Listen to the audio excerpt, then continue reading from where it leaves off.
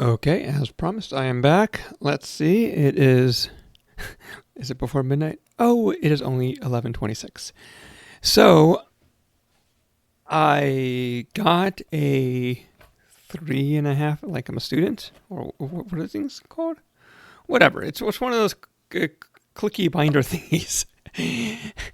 And yeah, so I guess whatever I have at the end of this recording, or if I decide to do more things afterwards, I'm going to print it. And so tomorrow I'll have to do it. Or not have to. My plan is to really go to the ballroom with my machine and pretend that I'm doing it at that time. I'm also boothing for Debian. I got a bunch of free stuff. And yeah, let's just have a bit of fun, and I'll go over that stuff, and then we can go over my other thing. And yeah, sure, why not? Let me do a 0. Hey, all my camera are belong to me. Do that, and then change this to be, oh my gosh, how do I do this technology? Normal. Oh, hi. So I got a huge box. Let me bring it over.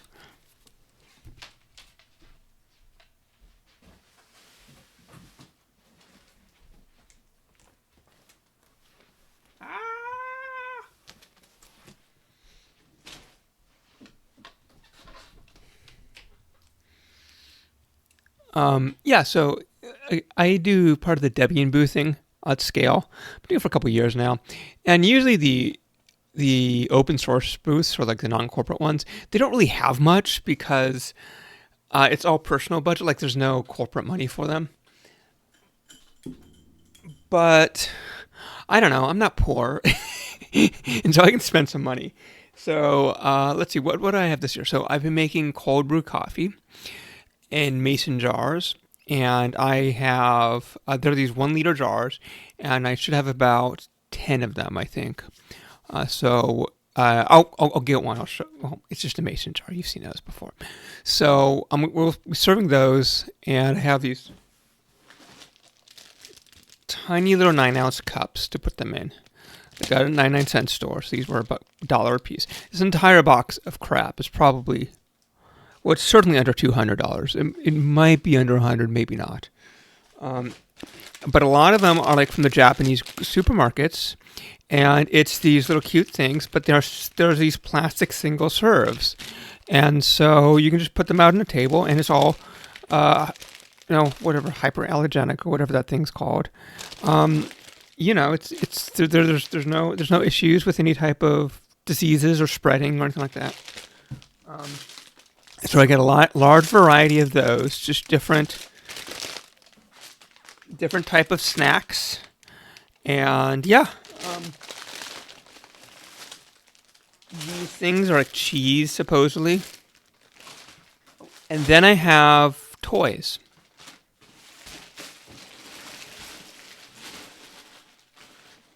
So I have little penguins, and essentially we want to somehow keep them back, and so I don't want to just have people come up and just take the penguins, because we have a finite number of them.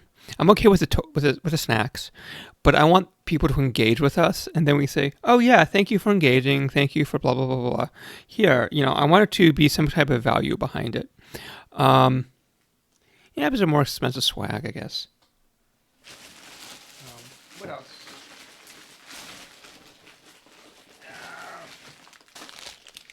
I have penguin themed stickers. These should be about, I think, 100 in this pack. And then I have penguin themed keychains. These are just from Amazon. But, Linux has penguin as the Tux logo, right? The emperor penguin that bit Linux's finger. Or it might not be. I don't know what kind of penguin. I'm not whatever, a zoologist.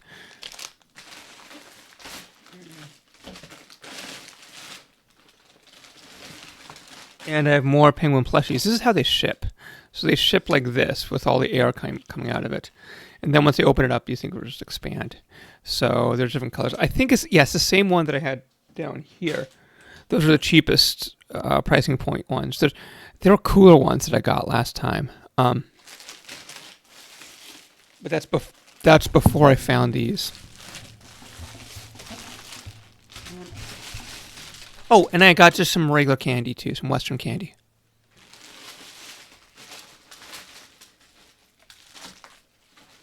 99-cent store. It was like, I think it was 4 for $5. So each one of these is 5. So what is that? 25 cents each, maybe? Yeah, all right.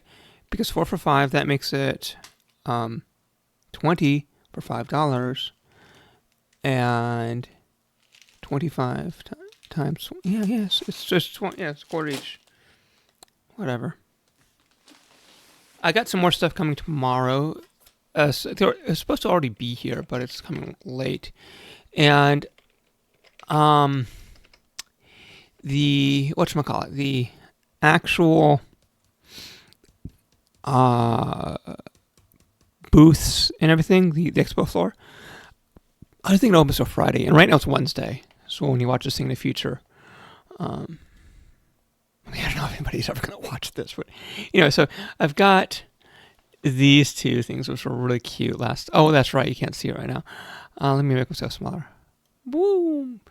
I got these two things right here, which were really cool last year, and it's these little like plastic molded toys. And I guess I have more keychains. Did I get more? What did I get?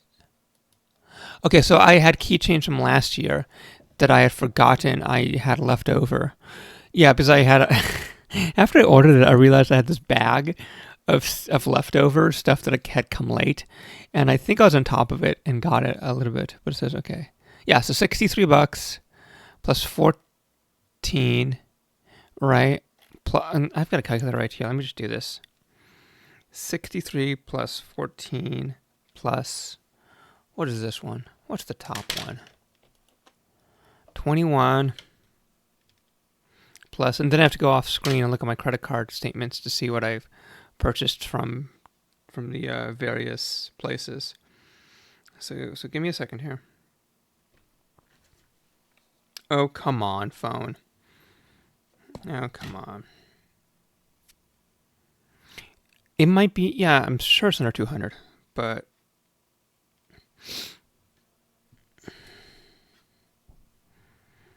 let's see. That was the binder. Nijiya, right? 31. That's a Japanese place. And then I have Nijiya. There's 29. Then 20. Yeah, the 99-cent store's $13. I think that's it. And that's 141 plus the coffee. Maybe it's $20 on top of that. So it's 161. Now, if I put this in perspective of like, hey, I just had a really fun weekend, 3 days or whatever, for $160. That's a fine deal, right? Like vacations or trips or any of those types of things, or people that are going out to the bars or whatever it is. 160 is not bad. And so it's fine. It's entertainment, right? And I get them for free. Like I don't have to pay the fees, and the fees are like $90. So let's see. So it's fine. Yeah, and I just do street parking. I don't even pay for the regular parking. I'm okay with walking. Last year I did pour over coffees, and that was fine, but I had to like lug all the gear out there and everything. It was nice, but I thought let's just take everything prepared this year. And plus, I'm not going to be there. Saturday, I'm leaving right after my talk, and I'm going to Malibu to the Project Vesuvius. They're having a ceremony thing at 4 p.m. That's the people that did the scrolls, where I kind of haphazardly thought that I might actually work on, but actually didn't. I think a lot of people, whenever you see these things like, Kaggle, like, there's 800 teams, you're like, yeah. I bet you a lot of them are like me, people that say, okay, I'll sign up, and then actually don't do anything. The people that, it's probably follows a convergence graph similar to any other technology on the planet, right? like it's like 1/100th or so. Let's see, what else is it going to do? Oh yeah, let me try to figure out while I'm just posting this publicly what I'm actually going to be going to, and then we'll do this. See, for all the frustration that happens on these things, when when I'm not on camera, I think it says that like, oh, he's actually not like he doesn't truly hate himself. All right. Let's go to what am I doing here? Schedule Thursday, 10 a.m. 10 a.m. So do I really care? I think the booth is open, but also I think that I can just go in Friday morning at whatever time I want. I think that I can actually go on Thursday morning, to be honest with you. Because some people have really sophisticated setups that like take a day or two. So, yeah, I think that's why. I think it's 2 p.m. on Friday. I don't know. Oh yeah, look at all this stuff. Then we go over here, and it says Exhibition Hall at 2 p.m. And there's a friend that I'm going to. It's in the Open Governments track. This one. Some guy I know. I think is giving a talk. Is he giving a Thursday? No. Is it Saturday? It might be Saturday.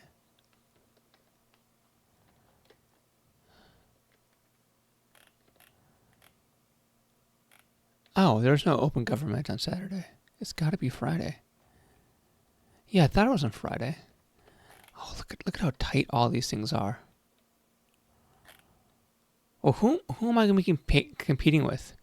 Payments engineering, amplifying open source advocacy, how open is open. Oh, is this all LLM? It's AI. Scaling environment with Kubernetes. I am going to get all of the peoples. A SQL approach to exploring, no. A stitch in time, my Linux powered knitting. Yeah, that sounds kind of cool, actually. Exploring the synergy between Linux, no, nobody cares. Who's Kyle Rank? I'm sorry, Kyle. Oh, look at that. He's been doing a bunch of things.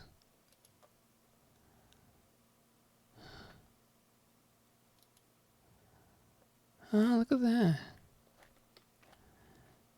He's one of Tinkerers.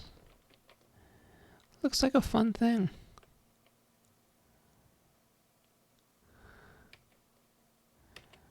It looks like a good guy. Oh well. Sorry about that. There's going to be conflicts. Let's see if I care about these things. It's all these things like Podman. Okay, so Podman is an open source podcasting application. And let me make this thing a little bit smaller. Screen capture, video properties, no filters. Did I still there? Left 1000.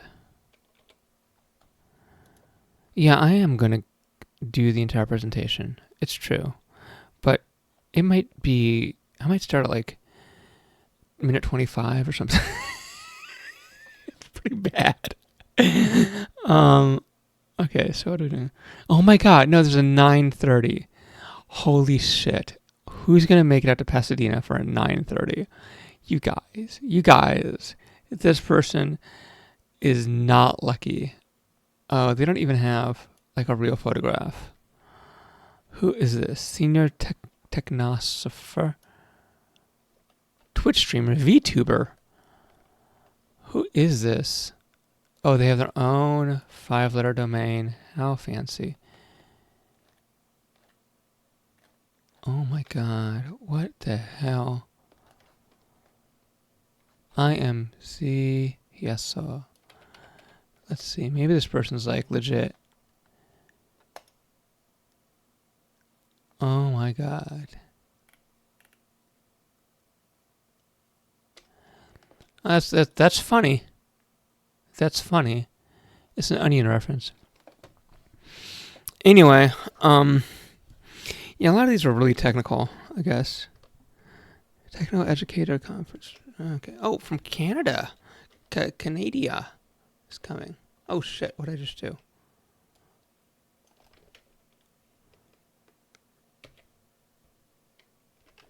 Oh, come on.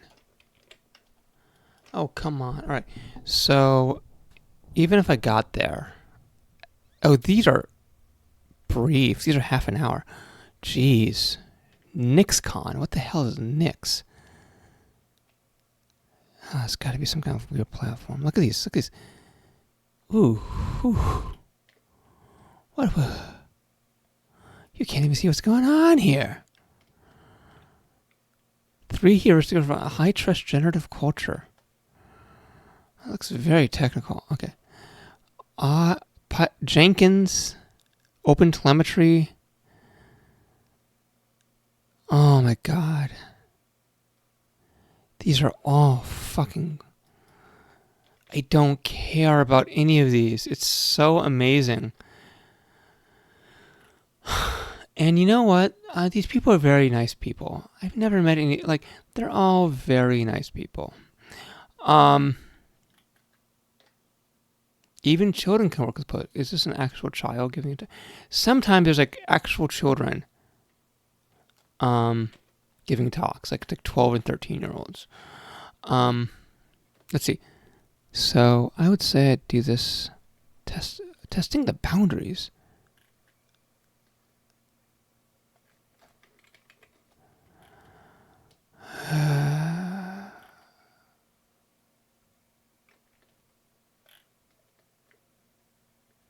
Voting and participatory budgeting.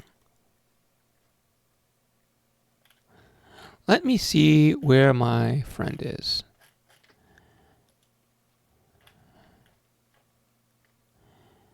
Let's see. So we went to, what's the open government one? Government, oh, this one. No. Huh. That's weird. I could have sworn that he had a talk. Unless he backed out. Huh. What else could it be?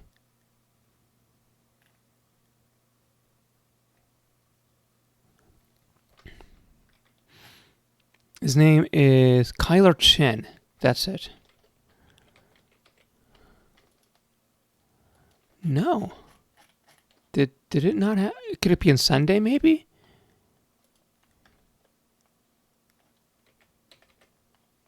Did they back out? Huh.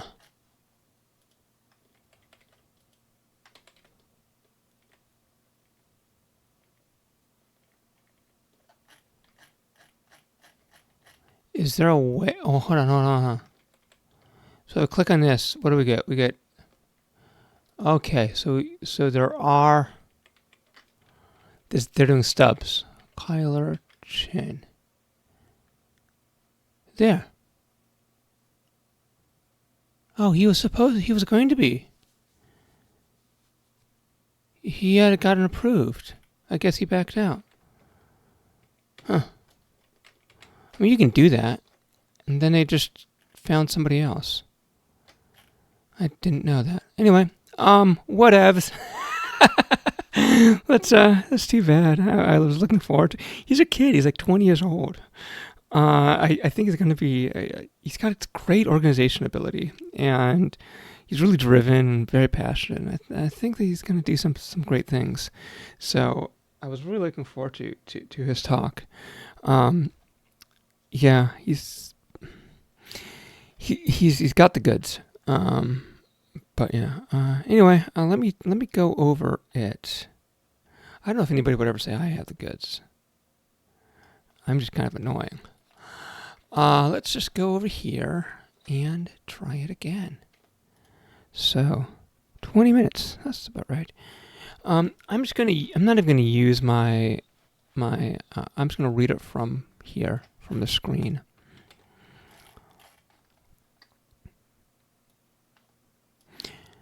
Okay, Linux is a microcomputer predecessors pre-1996.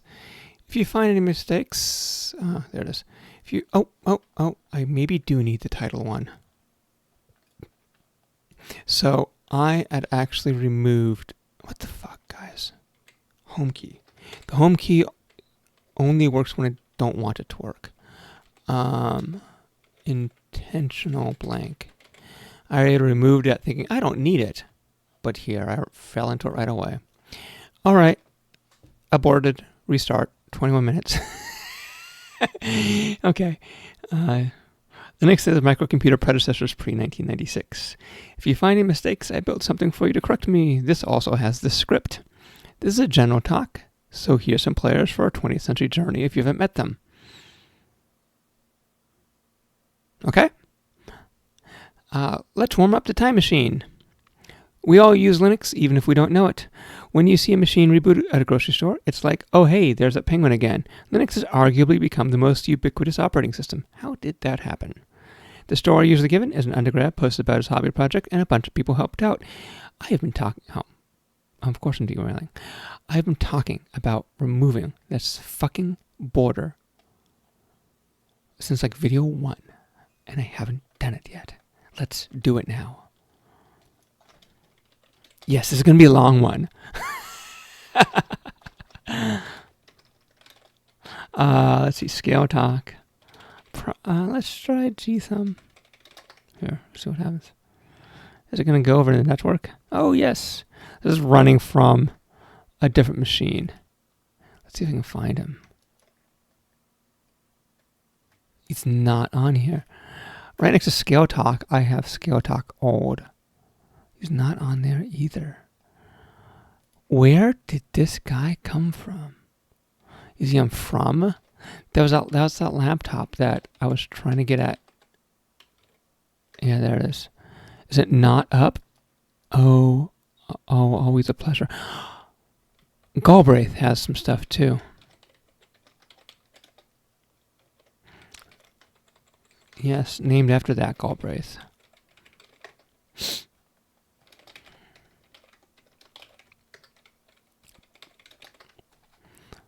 John Kenneth Galbraith. I don't really have a naming. You know what? Let's just do this.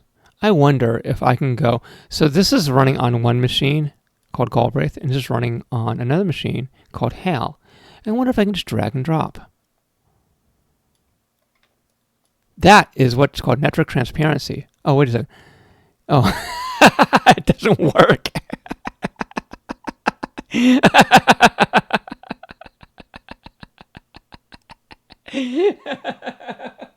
I was about to be so impressed that I was dragging and dropping from applications running on two separate machines and being like, I can just go silently over the network and somehow magically work. What kind of magic was I expecting? Of course it doesn't work.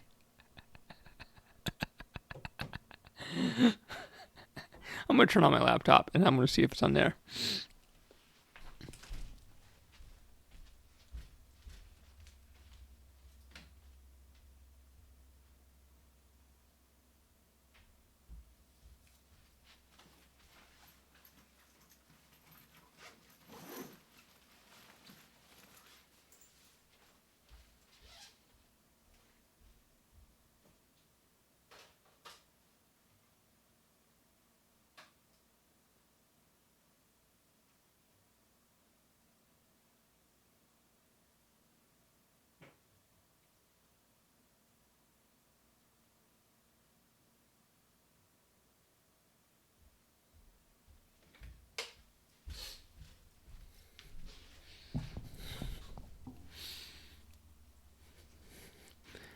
I don't know. I mean, like, that would have been...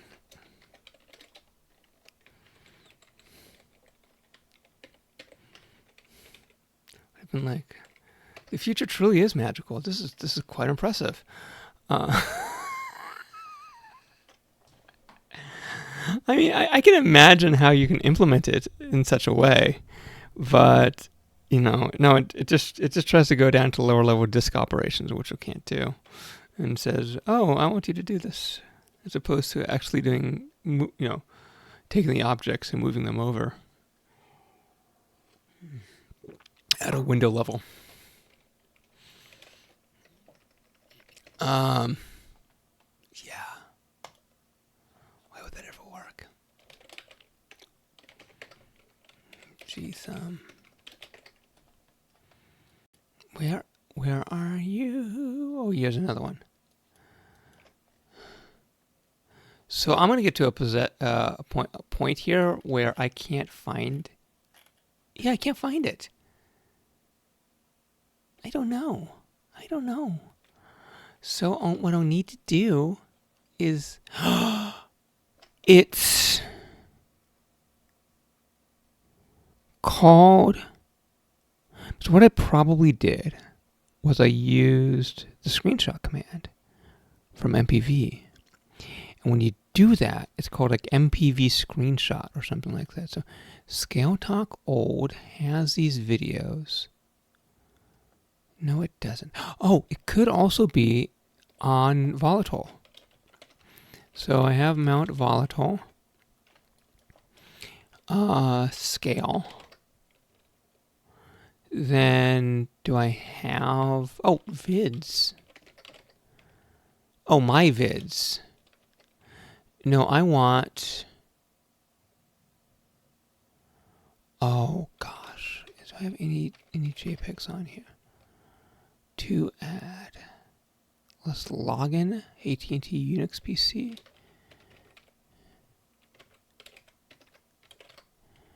No.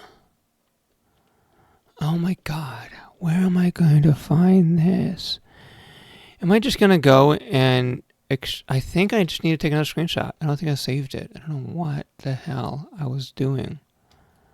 That's really sloppy. Anyway, I know what it's from. It's the 1994 Linux 1.0 release video.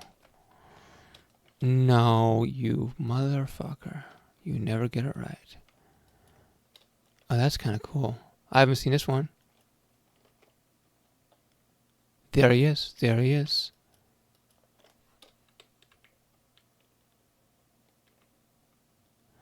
Yeah. Oh, there he is. But this one's got the subtitles. I don't want the subtitles. But it's the same video. So I want Linux Torvalds Linux 1.0. I know he looks like old here, but he's not. He's like 23.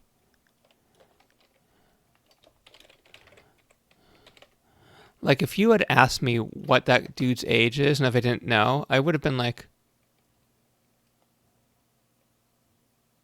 34, maybe. Yeah, I would have put somewhere in the mid-30s. But no, he's just a baby. He was still in college. So, where is this thing? Should be, of course. The problem with YTDLP is that it backdates. So, here it is. Here we are again. So,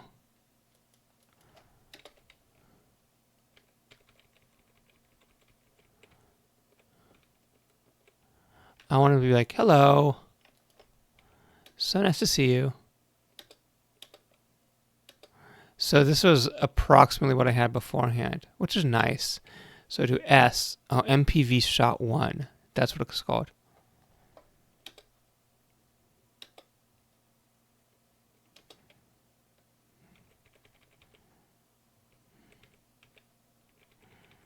This is some of the oldest sort of content I was able to find of the dude.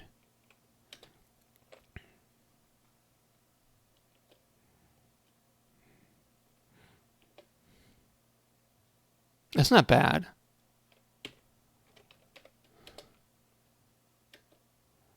I mean, none of these are great, you know?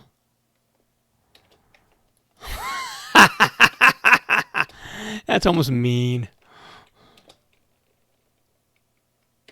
Oh, fuck it. Let's just do this. Make dir mm, cd mm, and then we're just going to do, I'm just showing me ffmpeg I. Linus was announced in like something like, I don't know. I'm going to do %05d.jpg. There we are. Then we just do gthumb. Here they are. Here's all of them. And then I want to have higher. There's a way to do that in this. Preferences, I think. You can only do it generally. Viewer, maybe? I thought that there was a way to increase the size of the thumbnails in like a very normal. But I guess that doesn't do it. Maybe I'm thinking about something else.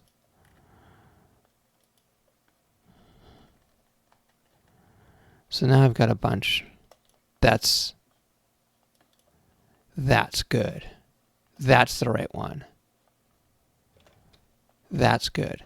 So I'm not done yet. Now the next step is actually to go to Stable Diffusion. And over in Stable Diffusion, what I do is I go to the extensions. No, I go to, extra. And then I need to find, let's just take the photorealism SDXL 15 as our, so here it is, Stable Diffusion. And what we're going to do is we're just going to drag and drop over here. Our upscaler, we'll use DATX2, upscaler 1. Yeah, GPF John is going to be for face reconstruction. Upscaler 2, we want something like SkewNet. And then we can do that like 0.26 or so. And reset, that's fine. And go. And use my expensive GPU to get a high quality upscaler, and I'll remove the artifacts.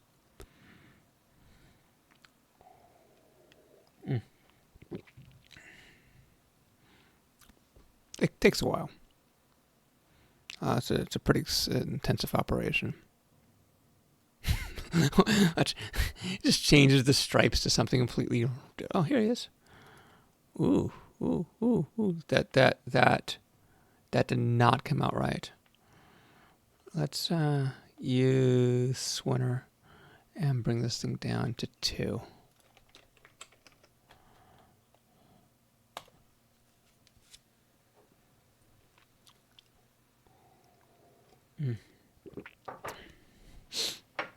There's an art to this stuff.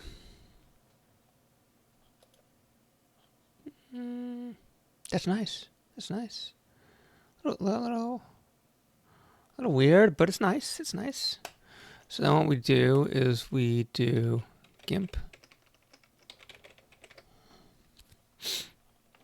And it opens up somewhere, I think. Where is it? Is it already open? GIMP? No. FG? Where is it? I think this works. xchal.local. Oh, there it is. Why did that take so long? What was that? Is this the... I had this problem a while back. Oh, come on. And it was some latency coming from this machine, and it took me like days and days, and it turned out to be a bug in the XT4 file system, which I still have a copy of. And I am able to deduce it with 100% certainty that it was. It took me like almost a week to do that. But you'd think that I would actually do something about it. But you know, young Linus. And then let's put that. Do I have a scale talk? I do. Oh, that could have been in here. I didn't even check.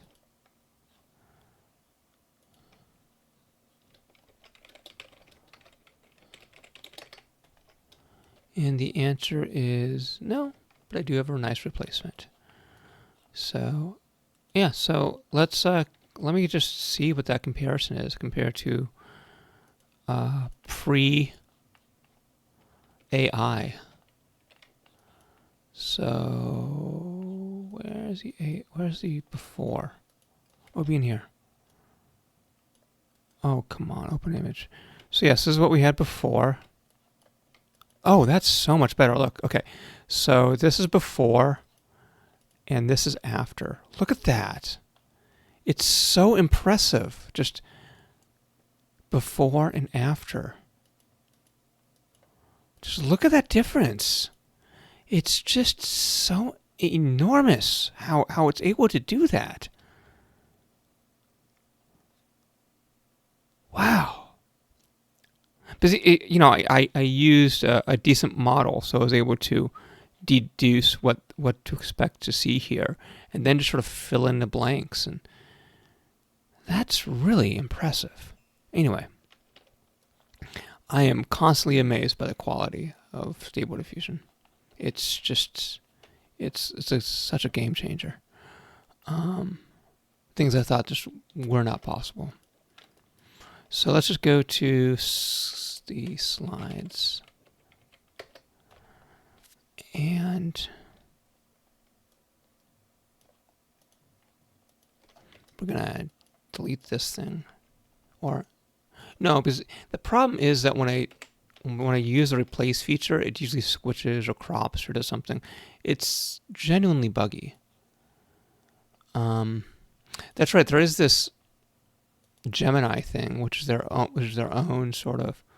Oh my God! Look at that difference. Look at that difference. Did you see that? So that. Oh my God! That is so much better.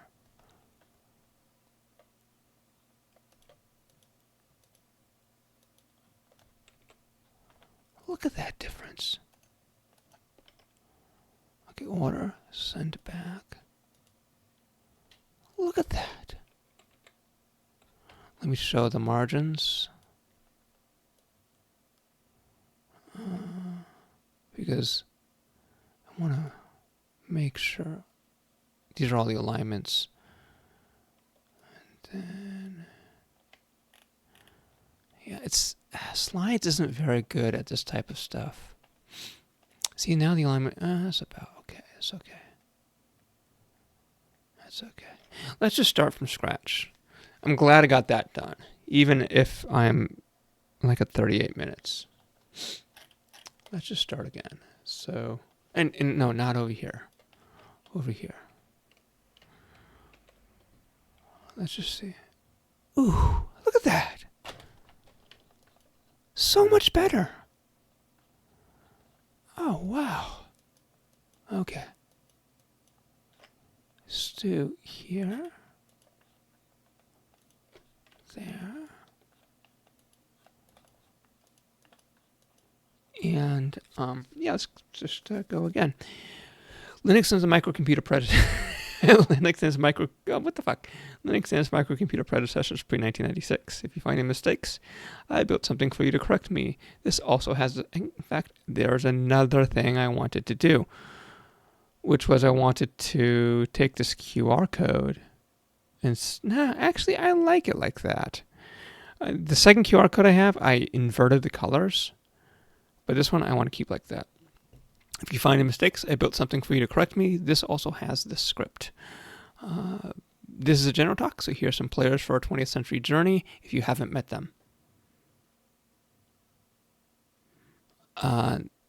Let's warm up the time machine. We all use Linux even if we don't know it.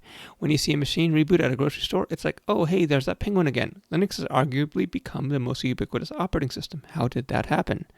The story usually given is an undergrad posted about his hobby project and a bunch of people helped out. Wait, a college kid with a hobby project started a computer revolution by posting? That's absurd. What about these other things? They are only the Unix-ish ones. Oberon by Pascal's Nicholas Wirth is from 1987, and there were many others that didn't make the deck.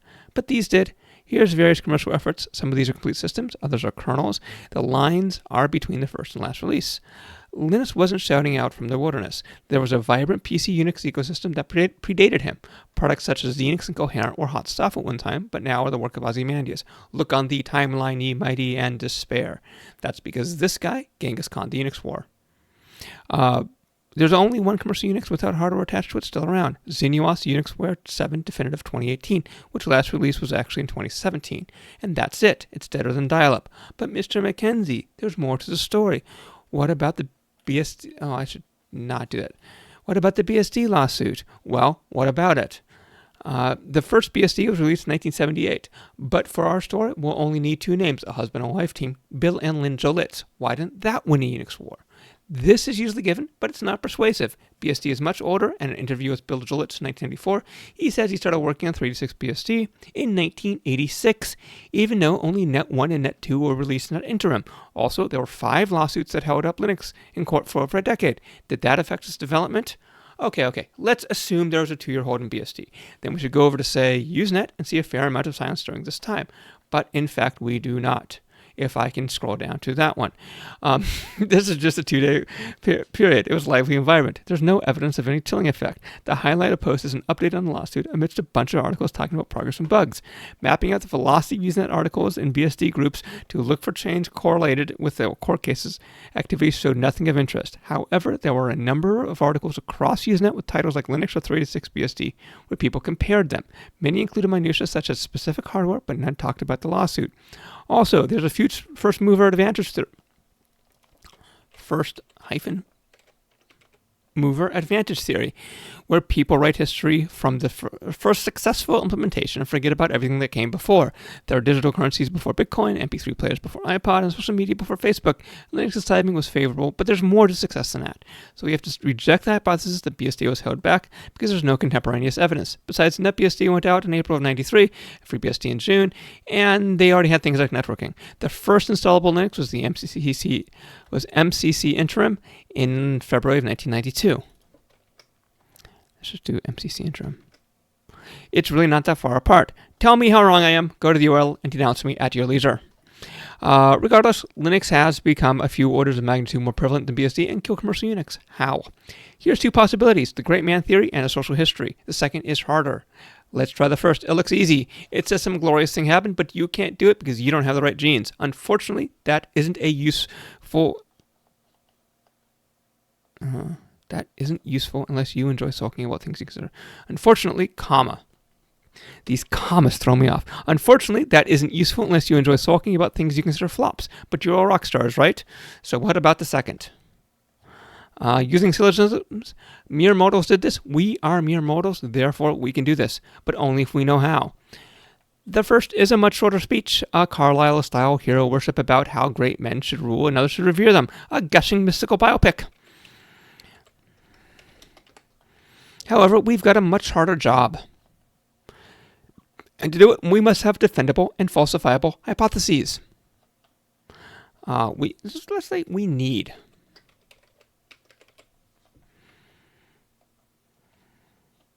But first, here's some more jargon. Perhaps Linux was the second act of the personal computer revolution, personal software and personal hardware. If the central will not hold, things fall apart, and mere anarchy is loose upon the world, we might as well make it productive and get some nice software out of it. Maybe a free Unix needed a pool of hackers to build it on cheap computers with a robust communication network and avoid bad actors taking advantage of their generosity. Maybe. There's also the maybe nots, that falsifiable thing. Number 1, Unix was thought to be really complicated. Actually, it was seen as quite elegant and simple. The Unix source license was $200,000 in the 80s, so of course it was complicated and magical. But that was marketing. Even 386 BSD, 20 years into the Unix, was done by the Dolitzes, the husband and wife team, just two people. Number 2, community-based programs were thought impossible. There's an organization called Share who came up with a Share operating system in the late 50s, which was community developed. Share was eventually structured to a buyer's cooperative. Apostrophe. To see how it worked in the birth of Unix, let's go to Computer World, 1968. There should be a comma after that. During the past 4 months, Share has been working with IBM to define changes needed by users. When the company responded, 12 out of the 13 requests had been turned down. Well, IBM, look at what happens when you ignore your users. Oh yeah, Share was Los Angeles based with LA Pride. Speaking of things that happened over 40 years ago, this is ancient history. Although Unix started in 1969, the first paper went out 5 years later. Here's 4 principles extracted from it that will be useful to our journey. Leverage, don't invent. Doing beats planning. Needs, not desires. Use early, use often. Although each one of these may have its flaws, together they form a cohesion, even a synergy, if you will. Let's just make this right. Unix was designed for a dead class of computers called mini computers. They were about an order of magnitude or 2 cheaper than mainframes, and also less capable. Well, at first. People wanted to solve their tasks on cheaper machines because that's all they had access to. Roughly every decade, a new lower-priced computer class forms based on a new programming platform, network, and interface, resulting in new usage and a new industry. That's Bell's Law. It's from 1972. As mini computers came on the market and became more powerful, Unix was there to leverage them to service people's needs. These new machines provide a new context for new software. These needs are only meant as examples. The point is the velocity of computer progress went faster than people's needs. Apparently, computer performance increased as a square of the cost, and transistors per chip doubled every 18 months. Those are called Grosh's Law and Moore's Law. Together, it meant the industry eventually ate itself through a multi-decade-long digestion. However, when new things come in, the people who get there early don't get there easy. It's okay, though. Some of us are crazy and prefer it. AT&T was under many legal restrictions, and because of that, Unix was initially distributed as if it came out of the back of an unmarked white van. The mantra was part of the presentation deck for early Unix, saying you're on your own. Think of the adventure, the excitement. But who are you catering to with such a message? Where their behavior guide things? It's not about welcoming everybody doing everything. With any of these efforts, you have to ask yourself who you're bringing to the door and what kind of behavior you're expecting. That's what separates a library from a soccer field. For example, Linus, September 1992. Minix is good for education, coherent for simple.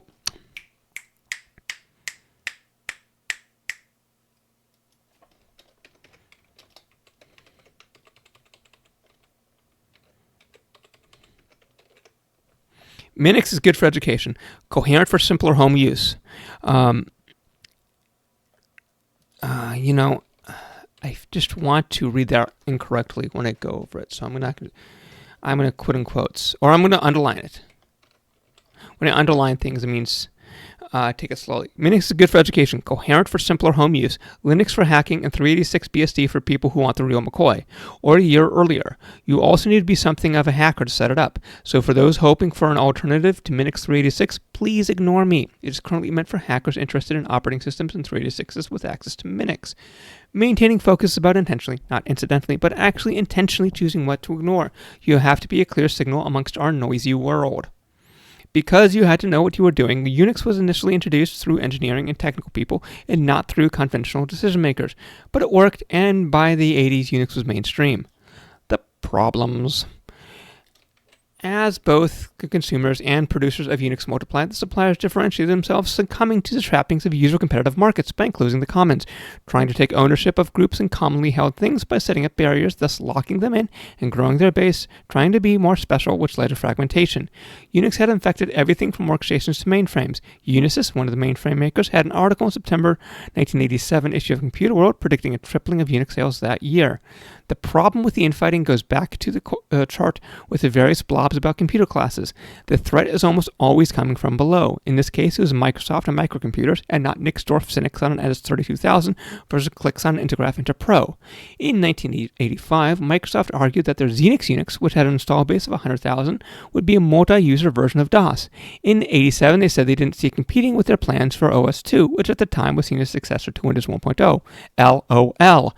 Things changed, specifically that December with the introduction of Windows 2.0 and later with Windows 4 Workgroup and NT. That was a real threat. Anyway, Xenix required 12 360K floppies, which was seen as bonkers. A 32GB microSD card is about 93,000 floppies, under 90 meters stacked end to end. That's like a 2.5 minute walk. All that storage is now in the size of your thumbnail and costs as much as a taco on the west side. Anyway, software distribution used to suck. Speaking of Microsoft, that punch tape is how they distributed BASIC for the Altair in the 1970s. It took about 20 minutes to load, and it wasn't stored on disk because the Altair didn't have one. Just keep the computer on if you want to use the software. The lower right is called a type-in program. Software was distributed like this as multiple pages of hexadecimal. No, really, this is MLX format. They published listing like this every month for years. You typed it in. There was no electronic reader. There's some basic code on the first page, and it's not easy either. The QR code is this game running on an emulator in your browser. You can just scan it and tap it on your phone. No typing required. If you don't want to scan and give it a try, you can only use the software you have access to. There were also software user groups, which were convenient for the 1 in 20 people who lived near one. But for most, software meant retail, mail order, or copying and flopping from a friend. The bottom two methods had consumer overhead. For dial-up, you usually had to pay an expensive phone bill, and for internet, you probably didn't have it. 2400 BPS access to Genie in 1989, for instance, was $42 an hour, and that's how long it takes to get a megabyte over 2400 BPS. This means most people were only exposed to the top three groups, and it was difficult for smaller developers and non-commercial ones to get their software to the masses. Paraphrasing Marketing High Technologies' Bill Davidow, 1986, it's not a product without a distribution channel, or in Linux's case, a distribution. The technology may have the potential to address the needs of many, but without specialist read distributors. To put it in the hands of those customers, it will not succeed. Products are sold through distribution, not to distribution. Let's jump forward to the why Linux question here for a bit while this diagram is up. Linux had high accessibility of install media, March 1993, Unix World. Lists FTP repos, BBS numbers, and companies you can mail order Linux from. Later, you can find Linux at coffee shops, libraries, and attached to magazines at grocery stores. Filling up a CD with a Linux distro and cribbing some how-tos was cheap content for a magazine who just wanted to get an issue out. But let's go back to the problems. Depending on the distribution channel, updates had different logistic complexity, especially when considering updates from outsiders. For instance, if you wanted to update the retail copy of Lotus 123 and have you change it to appear in a self-restricted city, you'd probably have to do it yourself and get arrested. It would have been fun, though. Once there were online networks with the storage and communication necessary to unlock multiplayer online mode for the software development game, a new way to write software was created. Yaki Benkler described this as commons-based pure production in his book The Wealth of Networks. Let's go to Linux 1991. I've enjoyed doing this, and someone might enjoy looking at it and even modifying it for their own needs. It's still smart enough to understand, and I'm looking forward to any comments you might have. I'd like to hear from you so I can add your software to the system. Adding Minix things to Linux is fine, but how do contributions and updates work? Unless you can answer these questions clearly, progress will be slow and frequent and inefficient. Everyone has to agree on the terms and feel welcome, otherwise you don't come around here no more. So, should I reference Tom Petty?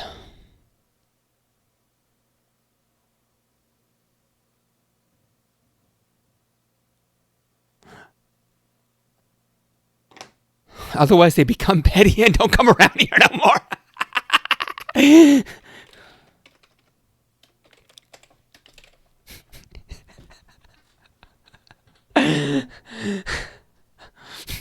Everyone has to agree on the terms and feel welcome, otherwise you become petty and don't come around here no more. So GNU made a Rooseveltian list of 4 software freedoms to define free software, but it's not just license, it's organization plus license. You know, it's funnier if I say it deadpan. And you're like, wait a second, that was just a joke. What the fuck?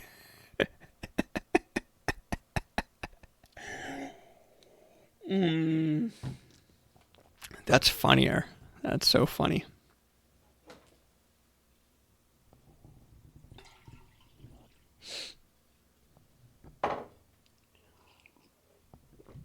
I come across as a very intelligent lunatic, I think. Everyone has to agree on the terms and feel welcome, otherwise they become petty and don't come around here anymore.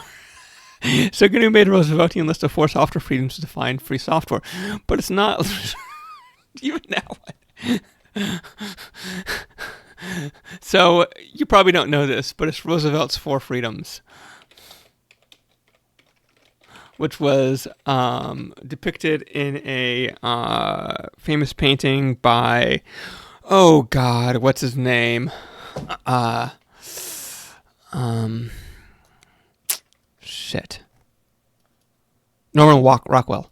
I did not look it up. I got it. Yeah, freedom of speech, worship, freedom from what? Freedom from fear. And Rockwell did a bunch of paintings on it. Oh, here they are. Of course they'd go over them. The freedom from what is the most famous one, right? You've seen this one. Everybody's seen this. But there's 3. Oh, you might have seen this one. These are not. It's just famous. Anyway, so the GNU, when we talk about free software,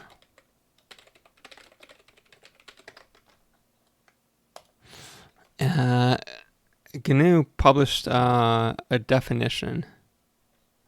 Here it is. And they listed 4.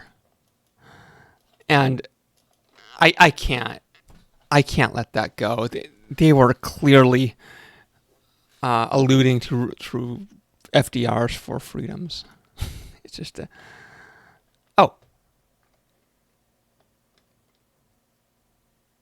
No. I take it back. It was initially 3, and then they added freedom 0 to the list because they thought, oh, this is really important. Freedom to use a program for any purpose. Yes, because those restrictions happened. So it's just me being snide. That's even funnier.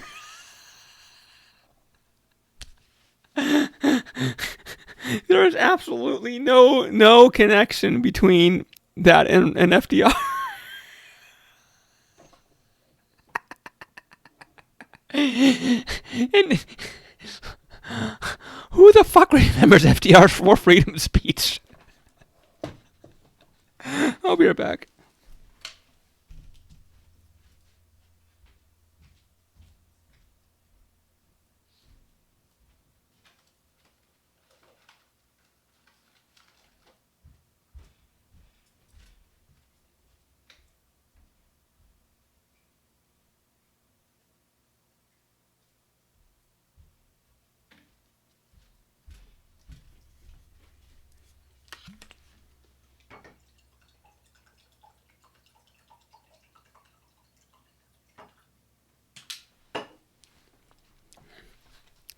I'm having a cookie. I know, it's like it's 12. It's 12:50. I'm having cookie and drinking coffee. This is stupid. But it shows you what kind of history nerd I am. Because once I saw the 4, I was like, oh wait, they're just referencing FDR.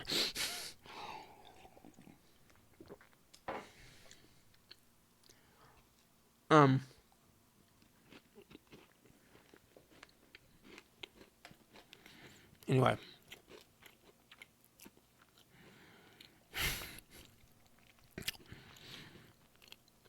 Yeah, I shouldn't be doing this on camera, but fuck it. Like 24. Nobody's going to be watching this shit. Watch it become like super famous, and people are like, as you can see from how we ate the cookie right there.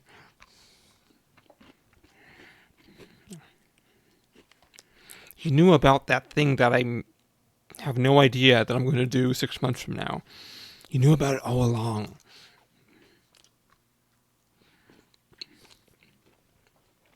Those are called bakers in the online conspiracy world. People that try to extract meaning from some kind of meaningless text and say, oh, as you can see, he predicted this, and some, it's this thing that, like, it's just, I realize, like, I grew up Catholic, and I went to church, right, because that's what I did. I realized that people are, like, at various levels of being on board with the whatever you want to call it, the doctrine, right?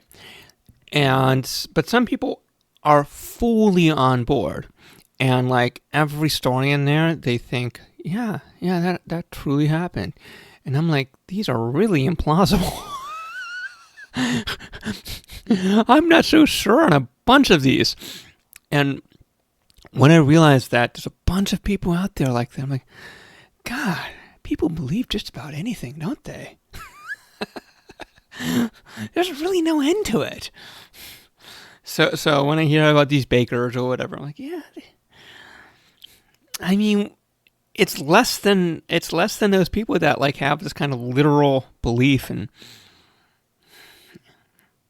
some of these stories about like people being turned to salt or whatever, just parting a sea with a staff. It's just.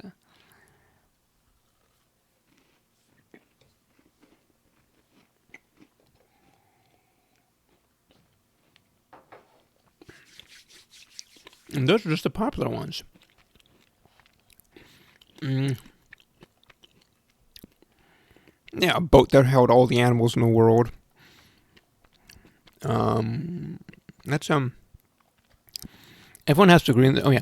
So GNU made a Rooseveltian list of 4 software freedoms to define free software, but it's not just license; it's organization plus license. For our purposes, we're going to talk about horizontalizing software development, what's labeled adoptive on the chart. Essentially, how easy is it for modifications to become integrated and in the same distribution channels, other people to become a distributor or share your product? You need a legal structure and organizational structure that affords this, an open shop that permits anyone to come in. Eric Raymond spoke to this in The Cathedral and the Bazaar. In the Cathedral model, which is tall, source code is available, but development is restricted into an exclusive group. Contrast this with the Bazaar model, which is flat, in which the code is developed over the internet in view of the public. The vertical lines here from permissive to restrictive is a general continuum. Public domain is seen as too permissive in the eyes of GNU because you can relicense and reprivatize things. I've also read that copyleft and GPL are different from each other, but I never went to law school. If you zoom in, you can see non-computer things. Let's go over a few. Bottom right is facts. People ought to be really hesitant to modify facts and their public domain. Above that, you have most religions. Anyone can preach the good word and start a congregation, but at least in principle, the texts are sacred. As we go up, we get jokes, recipes, human languages, and at the top is folklore, which changes readily.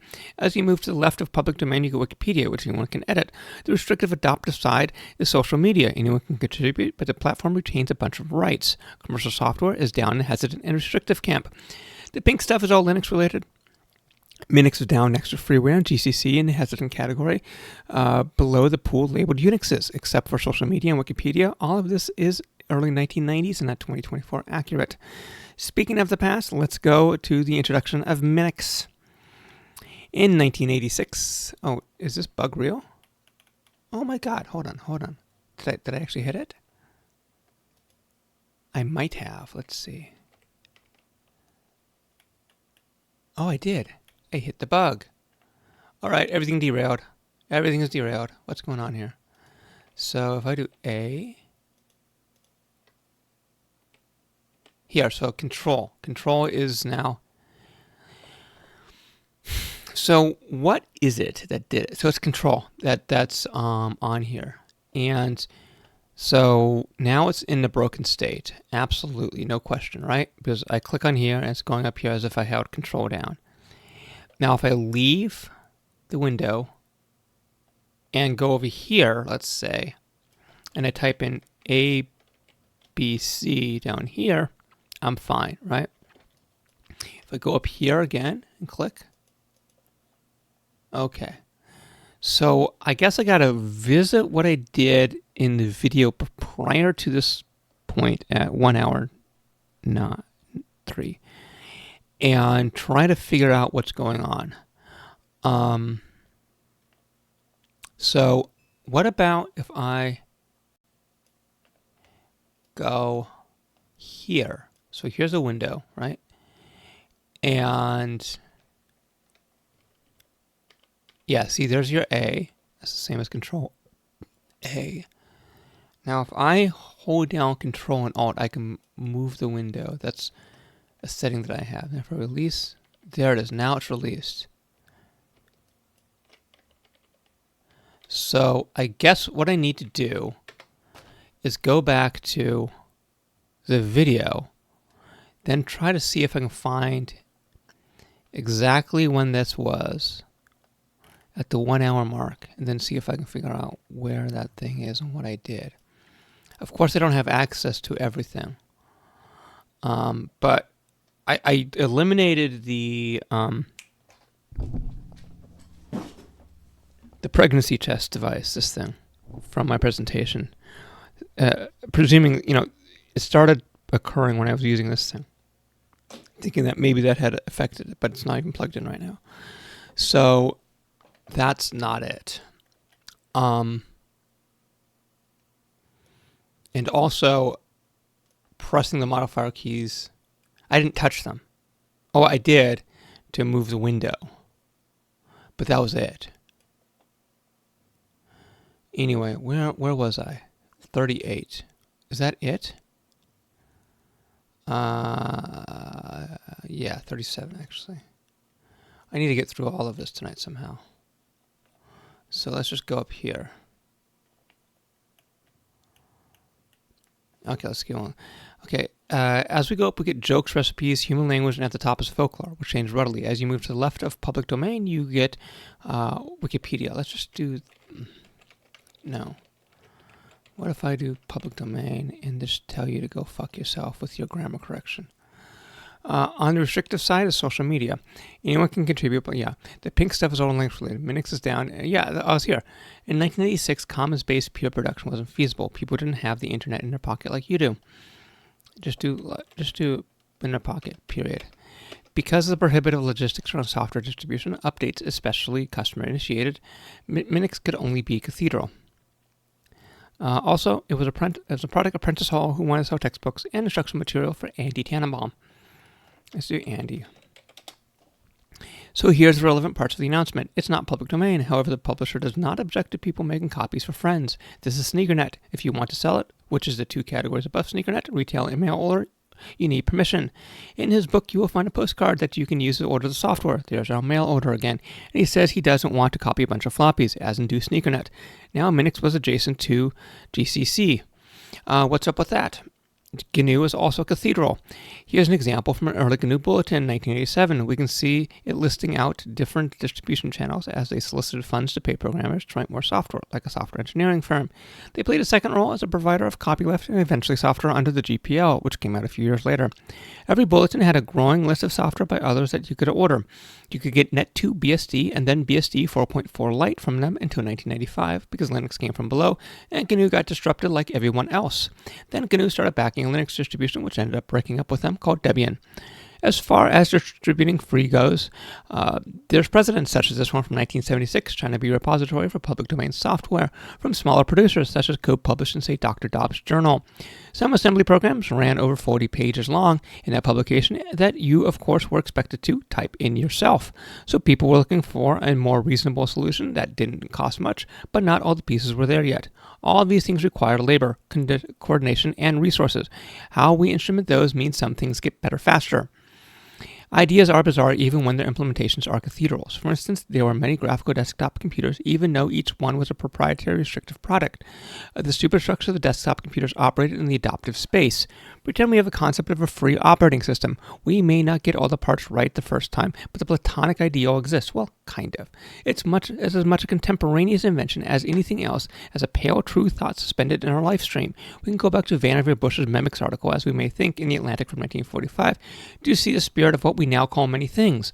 Unlike products, platonic ideals are collective projects owned by nobody. They're permissive and adopted, but not static abstractions divorced from human influence. They're ideas manifested from context. The map is not the territory. In our industry, we're tasked with creating both through pure thought stuff. What a responsibility. We better organize. This is about the complexities of building software, not about electing people. You may have heard that commercial software began with Bill Gates' open letter to computer hobbyists in 1976, where he denounced SneakerNet distribution of Altair Basic because he didn't get paid for each of the copies. That's not really where commercial software began. Where did I go? That's not really where. Yeah, in the mid-1950s, software. There should be a hyphen right there, actually. Software was in-house, coupled with hardware, or contract-based, as you can see in this 1959 ad for a programmer from Punch Card Data Processing. But the version of commercial software that has products for a computer you already own has existed since at least 1960. No, really, there's another false viable thing. Bruce Perrin's chapter in Open Sources, Stephen Levy and Hackers, they allude to a Garden of Eden in the past, which we have fallen from where all software was free. Really? Well, no. Here in 1966 claims commercial software was a $100 million industry. Then, in 1969, 11 companies worth at least $100 million each got together to form a trade group. Hardware vendors bundled software to lock in their customers like Microsoft did with Internet Explorer. It was as free as Windows is on a retail laptop. People were trying to DRM and patent software back in the 1960s. 1980s, and more than one succeeded. Maybe there was some idyllic Valhalla in a bubble known as MIT Artificial Intelligence Lab, but the real world was up to the same tricks they are now. Anyways, debundling happened in 68 and 69, vendor by vendor, and Unix arose from this primordial soup and is one of the oldest non-mainframe softwares that's still recognizable today. I should say software debundling. I don't. It's called software debundling, but I don't actually get into it. Yeah, unbundling. It's called unbundling.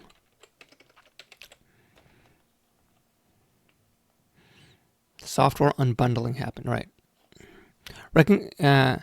Recognizable because the family tree looks like a European dynasty. It was also called debundling, but here I said un.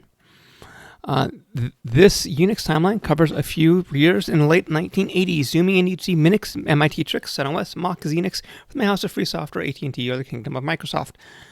Kingdom of Microsoft would actually be a capital K. It's more fun that way. In fact, let's just capitalize all of these things. Why not? I'm still not a lawyer, but this is really confusing. Not only does the source and binary have different terms, but sometimes only certain organizations had access to them. For instance, if you were an educational institution with a pre-existing AT&T license and you had access to BSD, I think that's true. I looked it up. So a version might have multiple parents, each with a different licensing sheet. It's a legal Habsburg. That's why a few slides ago there was a puddle labeled Unixes. Even the Unix term itself is a confusing mess. Raise your hand if you think it's copyrighted by AT&T. No. 31 years ago, AT&T sold Unix System Laboratory to Novell, who then donated the AT&T sold Unix System Laboratory to Novell, who then donated the Unix copyright to the X Open Consortium, which merged with OSF to become the Open Group, which is now a standards organization. Some Linuxes have gone through that process, so Linux is now Unix. Really, you're just finding it out right now? This stuff is absurd. We need something with clean, documented history, a clear license, and easy answer to all these problems. So Linux and effectively all modern open source projects have this solved. All development is open, the history is well archived, and OSI-approved licenses solve the family tree problem. The structure that's now ubiquitous is one of Linux's main contributions. Also, let's talk about the internal politics of building software. In the Abstract Penguin slide, we cover the outside aspirational curve where things take decades and opinions are strong in many. Things like paradigmatic ways of doing open source development took 20 years to dominate because longevity and application of the more abstract, I wanted to say applicability. Yeah, change to applicability.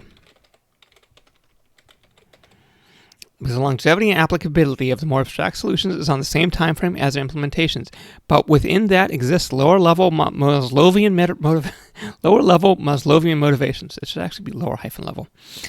And keeping things there make them more actionable. Let's say your network card isn't sending out packets. We can say that bug is known, agreed upon, and demonstrable. So, although it may not be easy, the labor path is traversable. Now a new network card comes out. Just say a new network card.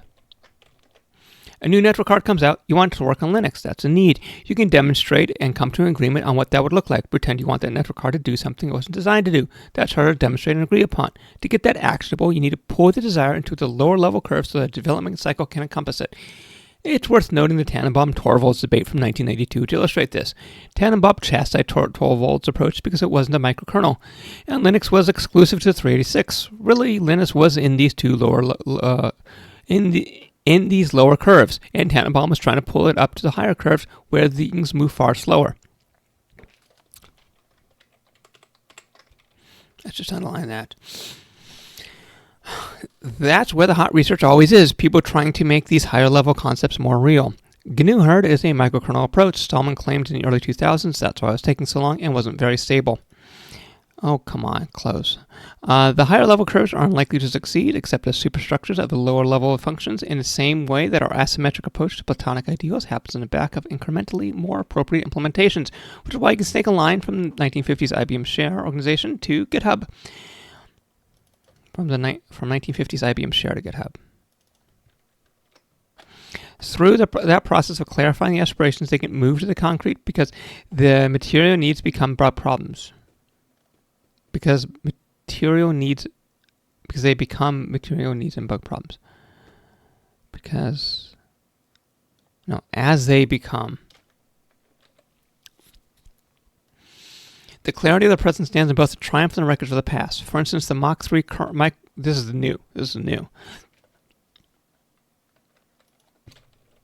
For example, the Mach 3 microkernel led to Pink, NextStep, Workplace OS, Taligent, and eventually XNU, which is part monolithic and now the basis for Mac OS. To get there, that curve burned over a decade through multiple companies and billions of dollars. Also, the OSF group I mentioned before had a Mach BSD hybrid named OSF1. Apple was going to use it in an alliance with IBM, but that got canceled. OSF went on.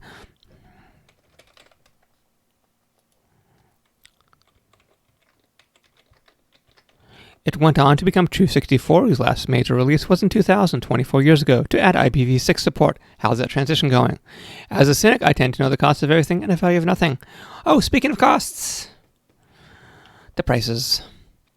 Here's both an advertisement and an article from May 1990. Sun says they have a cheap $600-700 computer. Here's a PC at about 1/10 the cost, which is fine if you can do the same things. Historically, that answer had been no, but referring back to the chart with needs and computing classes, this dynamic was likely to change soon, especially since the 386 had techno features, which made running Unix-style operating systems more practical. Let's also talk about the price of Linux. Zero, right? Well, no. You're paying hourly for dial-up internet access, but between 1989 and 94, that price dropped 90%, and the speed quadrupled. Which meant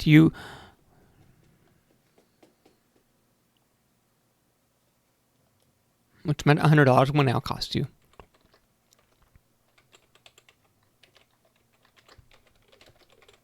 Which meant $100 will now cost you $250.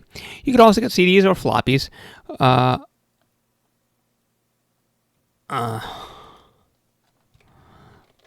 Linux on CDs or floppies, which were priced initially priced like low end. You could also get Linux on CDs or floppies initially priced like low end commercial Unix. SLS was $100, Nascent was $90, but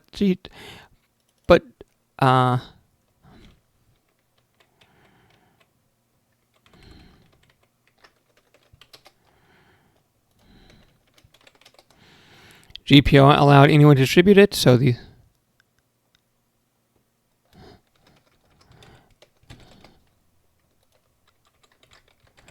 let me go over it again.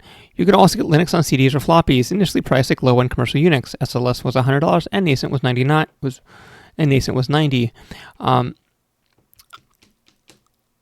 SLS was $100 and Nascent was $90. GPO allowed anyone to distribute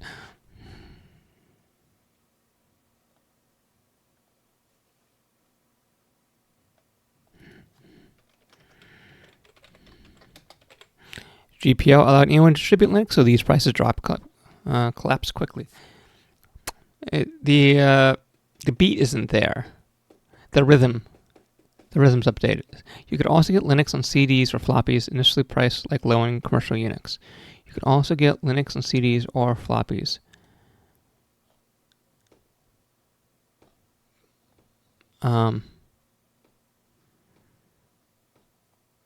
Initially, the word initially doesn't work. I could switch it. You could also get Linux on floppies or CDs initially. There it is, floppies or CDs. Yeah, there's a flow to this thing, as I talked about beforehand. You could also get Linux on floppies or CDs initially priced like low-end commercial Unix.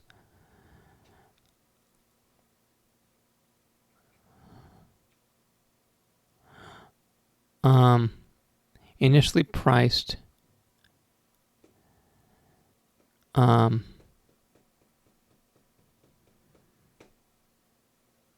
like low-end commercial Unix, like cheap commercial Unix.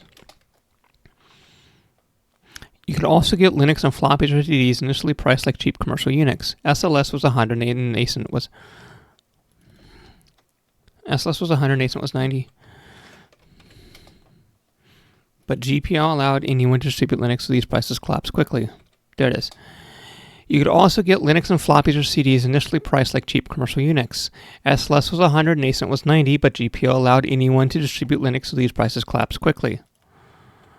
Let's just drop the $, because the $, actually, everybody knows what that means. But that's not the only kind of price there is. There's also the price of time. This is a conceptual and not a quantitative graph. Essentially, Windows is the easiest to get up and going. at first. But let's say you wanted to convert a bunch of files, sort the contents, pick a field, extract values, do some operation on them. These things will get hard. These things get hard quickly. Essentially, Windows is the easiest. But let's say you wanted to essentially Windows is the easiest, but let's say you wanted to convert a bunch of files, sort the contents, pick a field, extract values, do some operation on them. These things get hard quickly. Early on, the BSDs were a pain to set up, but they had networking before Linux. They were more professional. However, there were fewer people working on them who tended to be more experienced. So they were busy and expensive. Linux was mostly students, which are famously cheap. Linux was also heavily hobbyist-oriented, which usually meant the systems were more hackable. The other Unixes presumed you had something important to do. The more difficult and time-consuming it is for a customer to use an information system, the less likely they will be to use an information system. That's Galvin Moore's 1959.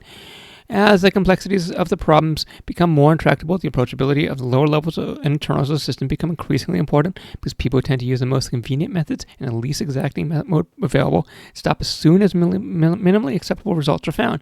That's your principle of least effort, and it's also how hacking works. Hackers tend to build worlds where everything is possible, but nothing of interest is easy. Alan Perlis called this turning tar pit in 1982. Pulling yourself out of it from a capable to a usable system requires some engine to push forward. Commons-based peer production can also be seen as prosumer, a producer and a consumer put together. It's used in social media, where you're consuming other people's productions. Here our engine is problem-solution integration, which keeps us in the bugs needs development cycle. With the Bazaar method of development, the changes reflect back quickly, which means that new users have fewer problems with their different hardware, so that for other people with, say, your network card, it would just work. But where do you find the people to do that? Well, you build armies, of course. Large networks are important. Their utility scales quickly with the size of the network because the combinations of groups grow faster than the utility of the groups that joined. That's Reed's law. For example, we start using Linux. You have a network card that doesn't work. You now join the subgroup of people becoming a we that needs this card to work. This only becomes an engine if we have the right people to complete the cycle we talked about. The first level here are enthusiast developers and bug fixers, followed by the curious and hobbyists, and then the business needs, and finally people that can't have things fail. Arguably, one of the failings of early BSDs was that they were too lopsided on the upper steps and couldn't get the virtuous cycle moving with enough velocity. Analyzing email addresses of about 2.5 million Usenet posts over a 2-year period, there were always more commercial emails from BSD and more educational ones from Linux. So even though their general trend was ascending the staircase, Linux had more torque from the bottom groups. I call this the Linuxist revolutionary theory. The hacker vanguard forms a coalition with the personal computer proletariat, and the business-oriented bourgeoisie becomes interested and finally prohibitive assiduous aristocracy is able to use it.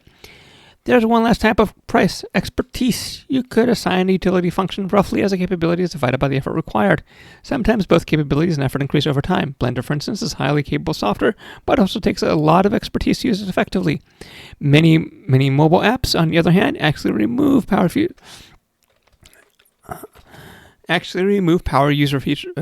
features over time to make the product require less effort while also making it less capable. Still others, frameworks for example, get Fredbrook's second system, a new version that's harder to use and leads to inferior results, thus being the inversion of the graph and decreasing utility of the product.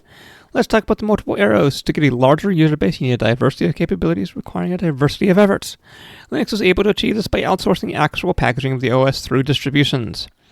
This is another insight about the Bazaar software model. Since the entire structure is more flat and structural organization barriers are mostly removed, as markets naturally subdivide and form, they can be quickly and readily addressed. Yeah, that's fine. Because we're doing social history, let's just underline it. Because we're doing social history, let's use critical theory Marcuse's idea of de-radicalization. The dominant structures, say markets, assume they're novel. However, because in bazaars, people can self-organize, they beat it to the punch and move faster than a market force, which is why open source decoupled structures are more dynamic and swift-footed than commercial approaches.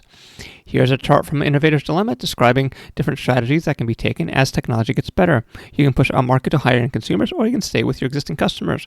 However, because of the horizontal development of Linux and the existence of distributions run by multiple organizations, it was able to do multiple strategies at once, not only these, but any others that have been left out of the graph, the packets. A few slides ago, we said how Linux has a horizontalist, bizarre approach to software internally. Let's look at the implications of this externally. This chart is taken from Andy Grove's 1995 text, Only the Paranoid Survive, describing how the industry moved from one-stop shop verticals to a horizontal structure. If we put it in the aspirational space, this can be viewed as part of the same decoupling superstructure as what the mainframes were doing in the late 1960s. The premise of this transition was a book called The Coming Computer Industry Shakedown by Stephen McClellan in 1984, quoting, "As software gains ascendancy, the keywords will no longer be customization, specialization, and market niche. The new word will be integration. Systems integration will be the most sophisticated and difficult task computer companies will have to undertake. That quote, being 40 years old, gives us the privilege of seeing what happened. Essentially, 4 strategies were developed to tackle this problem. The first is to impose in a vertical by claiming you're the standard, but in practice, only one player can do that, so OS2 died. Apple took a different route by being its own vertical, while Linux had to push the wheel out of the tar pit and needed enough people to do it. Luckily, timing was on their side. When the internet was mostly accessed at universities, September annually brought in a flood of new people that had to be coached. As residential internet grew, the old guard termed 1993 as the Eternal September, the beginning of the mainstreaming of the internet. For this to happen, cheap ISPs and web servers needed to exist quickly to support users, and Linux was there to provide. It's important to note that Linux was prima facie hobbyist and personal use oriented at this time, even though Linux Journal has articles in 94 about it as a web server and running ISPs.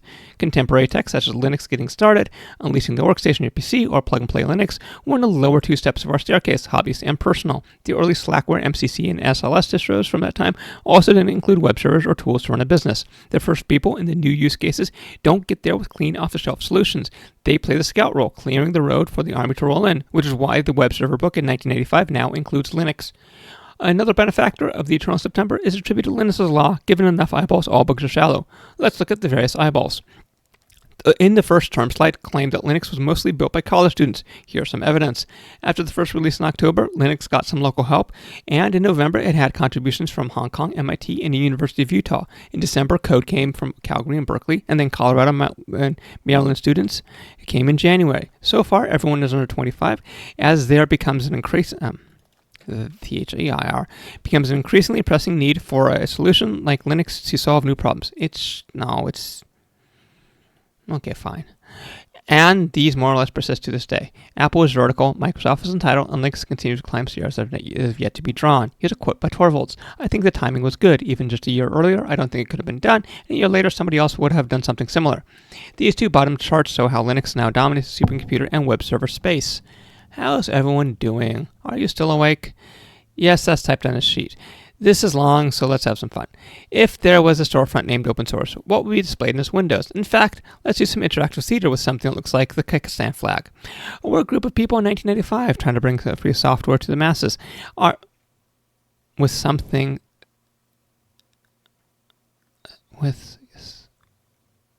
what looks like. Let's do some interactive theater with what looks like the Kyrgyzstan flag. We're a group of people in 1995 trying to bring free software to the masses. Our marketing director just told us about the marketing mix with the 4 Ps, product, price, place, and promotion. In order to have a figurehead for the free software movement, we need to find a piece of free software that qualifies these conditions.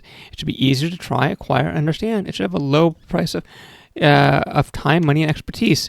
I appreciate the suggestions so far. They're all excellent examples of free software. I especially like the elevator pitch for Emacs org mode. Before we settle on a project, I'm wondering if we've left anything out. Oh, yes. Any suggestions from the audience? Oh, yes, you, sir, who have known for over a decade. Oh, that's a great idea. Maybe Linux can be the window dressing of the free software movement. Or how about this? I have a better idea. Let's make an alt copyright pipeline. We have low effort things for curious PC users to try. Then we gently tell them the benefits of our community and encourage them to up their commitments. They'll become more familiar with projects which take effort and expertise, get more involved, and become an advocate. Get involved. Over time, some of them will report bugs, help determine needs, and implement desires to move our aspirational project forward and make it more tangible. Over time, they will report, just say they. I think I had over time in here twice.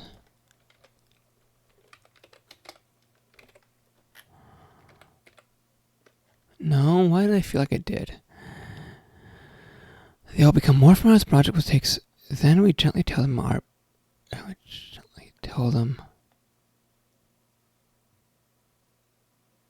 community beliefs. Our community beliefs. That's so funny. Then we gently tell them our community beliefs and encourage them to up their commitments. They'll become more familiar with projects, which takes effort and expertise to get involved and become an advocate. Over time, they'll report bugs, help determine needs. Let's make it a contraction.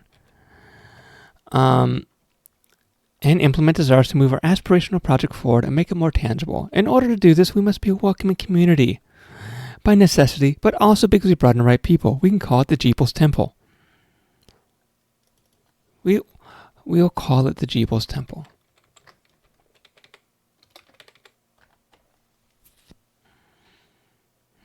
We'll call it the Jeeples Temple. Yeah.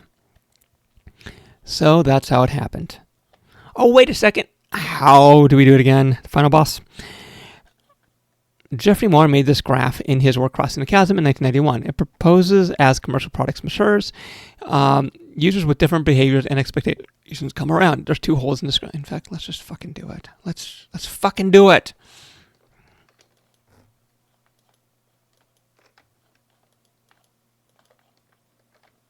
So what I want to do now is not that, but go to, I think I did this on Hal.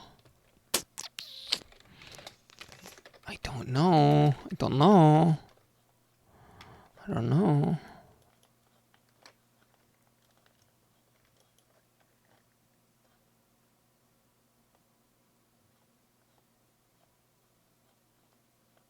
I don't see it.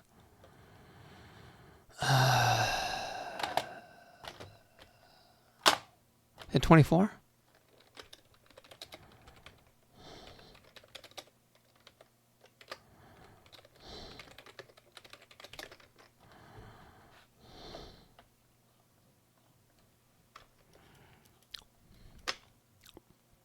Here it is. I found it. Look at that. Look at that. That's the one I got? Certainly looks like it. Why do I have a bunch of them? Did I,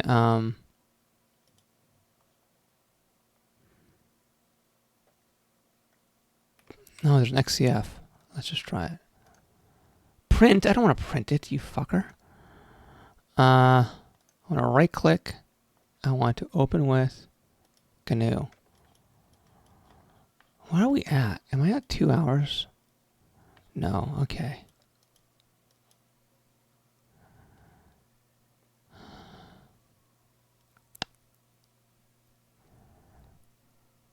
Let's see if we can, I mean, they call it the gap in some literature I've seen, but I don't like that. So let's just do, I don't care. Oh, that's right. I was going to, on that machine, I was going to redo how the GIMP exists. Oh my God. Fuck this so hard. All right, let's just do this instead. Let's do cd scale, scp how.local scale talk /star.xcf dot. All right, then we want to do GIMP chasm BW. And just sort of, is it already running somewhere? Oh, here it is. It'll open up over here. I don't know why it takes so long. Some issues. Anyway, what I wanted to do was, oh yeah. What do we have for chasm? Crevasse. The gulf. The hole. Yeah, the hole is probably the better way of saying it. Ignore the word cat. Oh my God. What is going on here? Why do you not fucking work? I don't need you. Hostname. Wolfers. Yes, that's where you are. Oh, I misspelled it. That's why.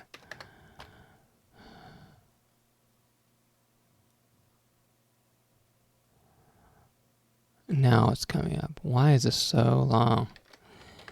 What's my load average? No, that's fine. What am I at with like IOTop? IFTop? Pseudo-su IOTop?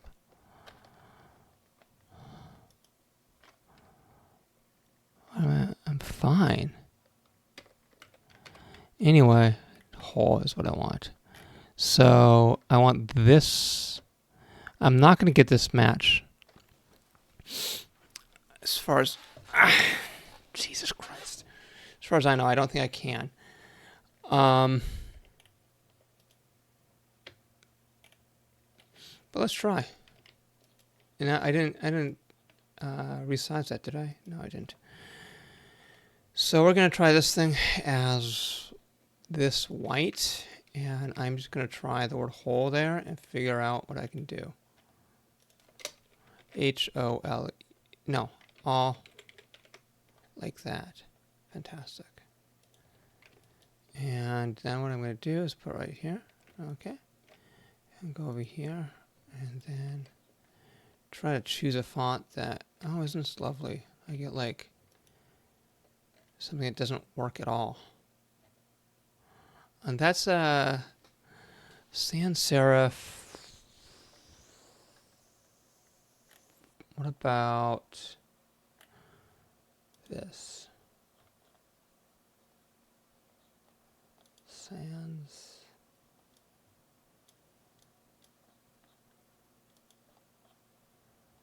Then. No, that's not how you're doing it.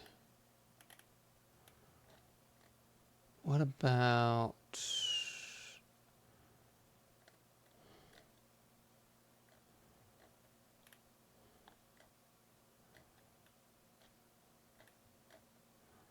sans serif?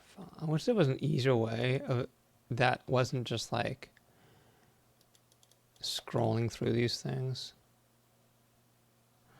Like I could arrange fonts by properties. So I can say like, oh, I'm looking for, I don't know, different, I don't really know too much about typography.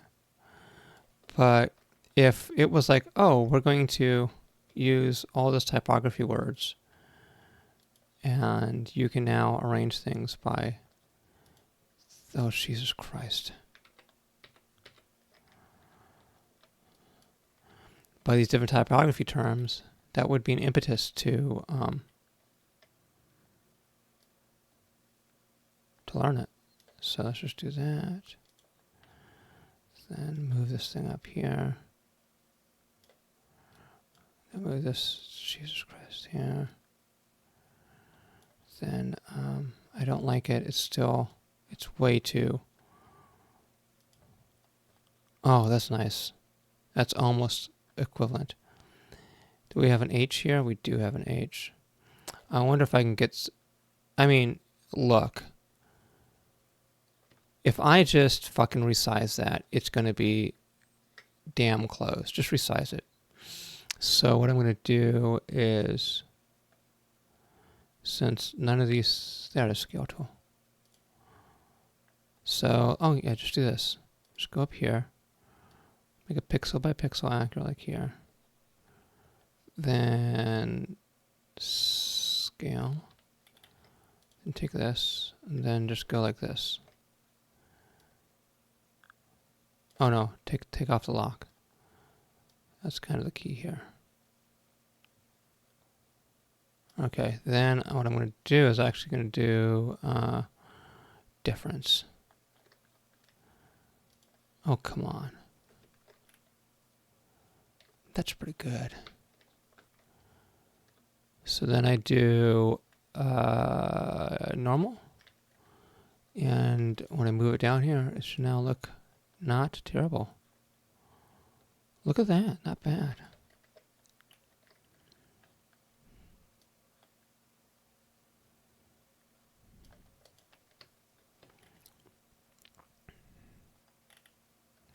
Oh, now just copy. Let's do this for consistency purposes. So we do this, and we do this. Actually, it's going to look terrible, but it's fine. Oh my God.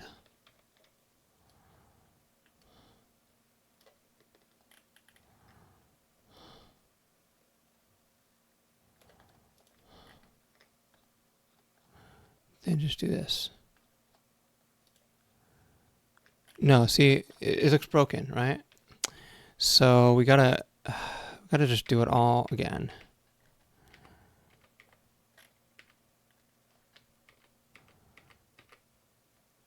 Okay, so there it is, unsized. And now I shouldn't get that nasty message, right? THE. Oh my God. Once again, my theory is that Adobe is secretly working on the GIMP in order to sabotage it.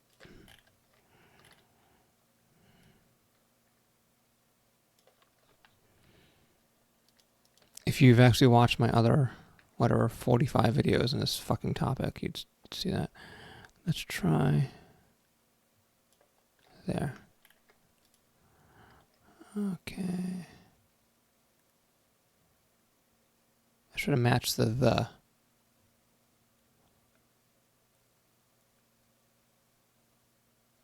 That's not bad. It's not bad at all. Go up to normal. Oh God, you fucking bitch.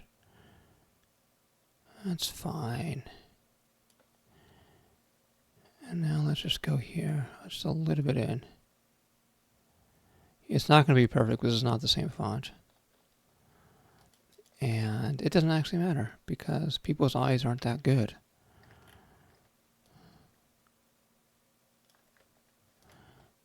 And you're like, I can totally tell. Well, give it a second. I bet you can't if you... So I'm just going to bring the brightness just a tad bit. And that should make it more white. Yep. Do that. Then do export as chasm talk. And yes, I don't care about those things. Then I'm going to go over to my actual presentation, wherever it is. Did I close it out? Oh, here it is. And then go down to the actual chasm, which is here. And then do here. It should be fine. This is the exact same. If it fucks up, I'd be frustrated. Oh, was that the right one? It's not the same one.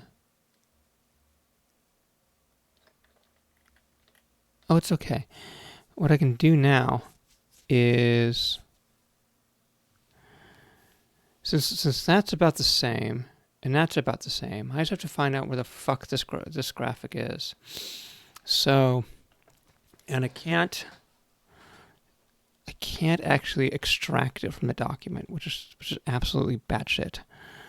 I don't know why they've done that. It's probably like, oh, you have to worry about copyrights, and you don't want to fucking excuses.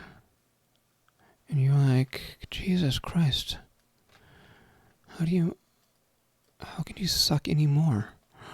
I thought that was it.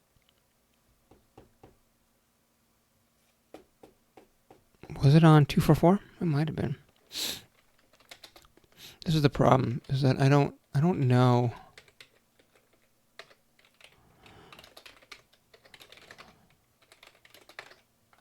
You know what I'm going to do? I've got a new little hack I'm going to do right now. Watch this. I'm going to be so proud of myself here. I'm going to say mount volatile.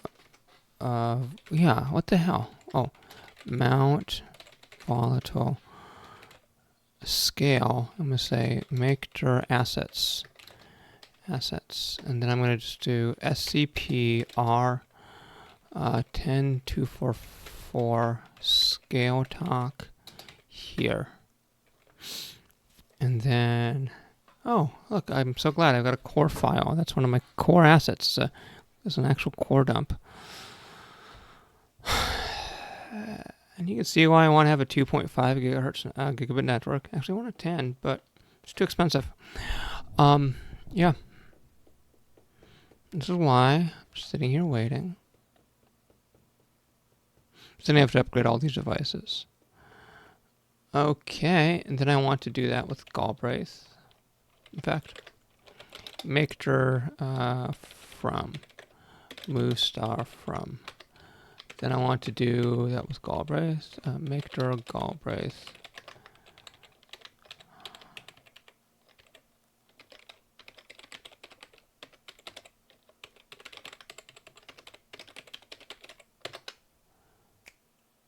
That's another one. Oh, come on. Oh, come on. There it is. Then I also have Hal. Make dir Hal.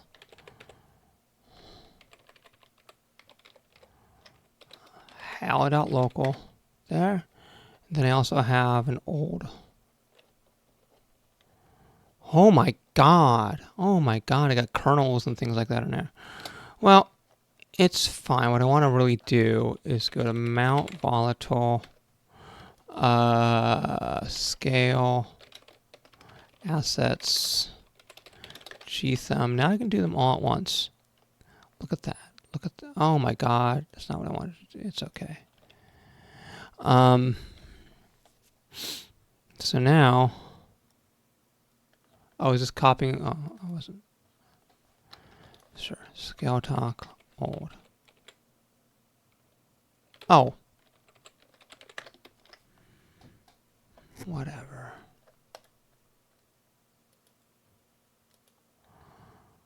So let's just go to here. Now we have.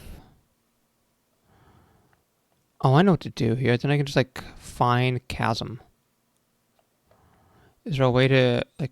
Can I just search? No. Why would you ever be able to search shit? Who wants to search things? Let's go over here. Find name chasm star XCF exec gimp slash.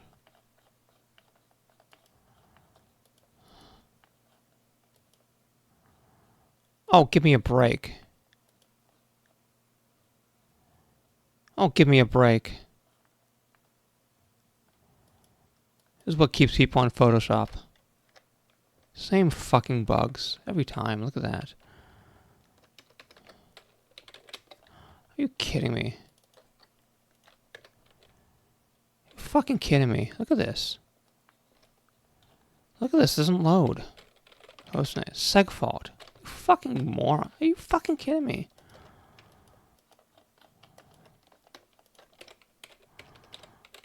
GIMP is totally, it's just run by Adobe. Here, let's try a Flatpak install.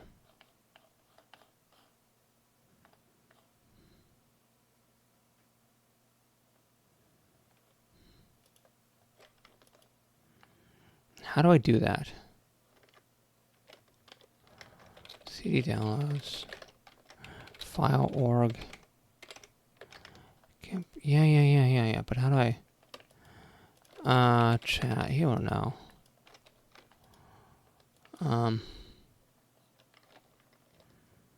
Oh, there. It just kind of updates it. What the fuck is this? Software. GIMP. Oh, that's because I clicked on it. Oh. Flatpak crashed. Of course. How do I install a Flatpak file on Linux? It's so nice. Oh my god. Don't you fucking do that. Are you kidding? Are you kidding? Flatpak search. Can I do search? GIMP? Would that work?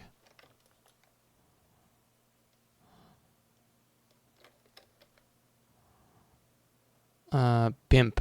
No, this is it. Org GIMP. Flatpak. Install.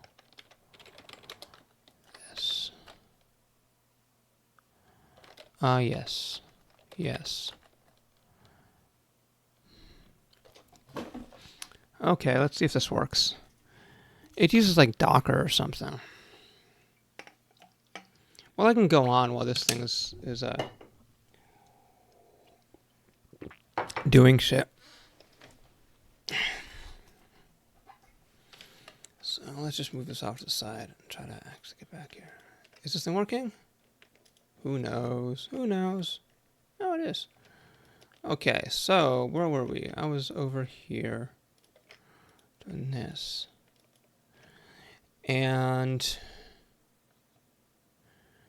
Geoffrey Moore made this graph in his work Crossing the Chasm in 1981 and proposes as commercial products mature. Yes, commercial products mature. Used with different behaviors and expectations come around. There's two holes in this graph. The first group is people who are aspirational and have a high tolerance for impracticality. They are willing to go the extra mile to make to make things work. Then there's the small hole. In this graph on the right with the electric car adoption in orbit, you can see that small slump, the first circle. The next group is enthusiastic about the possibilities, but prefers a lower effort, time and expertise costs. Then there's a really big hole. That's the yellow circle in the graph. The next group is a difficult one to reach. They are looking for a working product and don't want to be hassled with inconvenience. Many products don't make it there, like Linux Desktop. I present Crossing the Open Source Chasm. The first group are passionate hackers trying to claw at the aspirational curve and bring it down to the bugs and needs. If they can keep the passions going long enough and make sufficient progress, then perhaps the music makers will come around and help recruit more passionate people to enlarge that base. That's the first pipeline. If the engine between the passion and the enthusiast,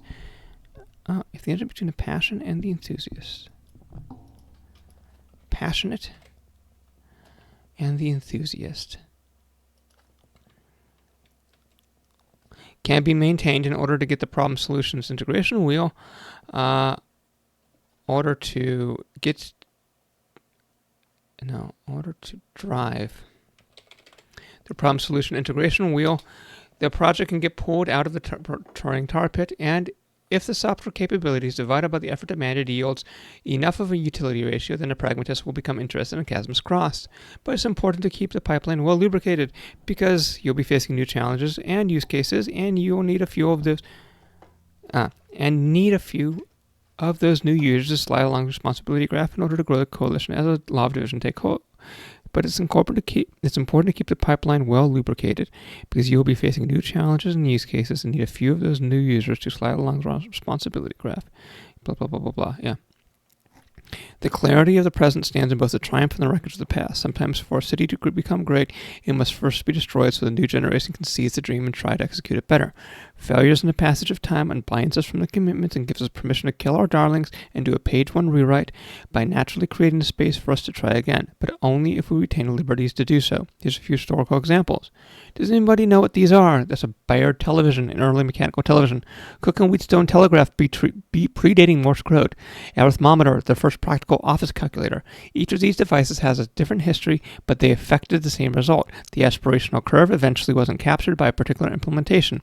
Sitting on the left side of the curve, we'd also like to intentionally accelerate the social technical processes, but it's a counterintuitive art, otherwise it'd be easy. That should actually be in the same paragraph.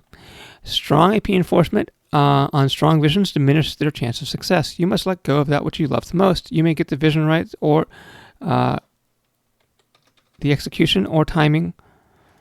The execution, timing, or team right, but probably not. You might get the vision right, execution, timing, or team right, but probably not all at once. Facebook, iPhone, Google, Amazon, they're all iterative executions of larger ideas owned by nobody. I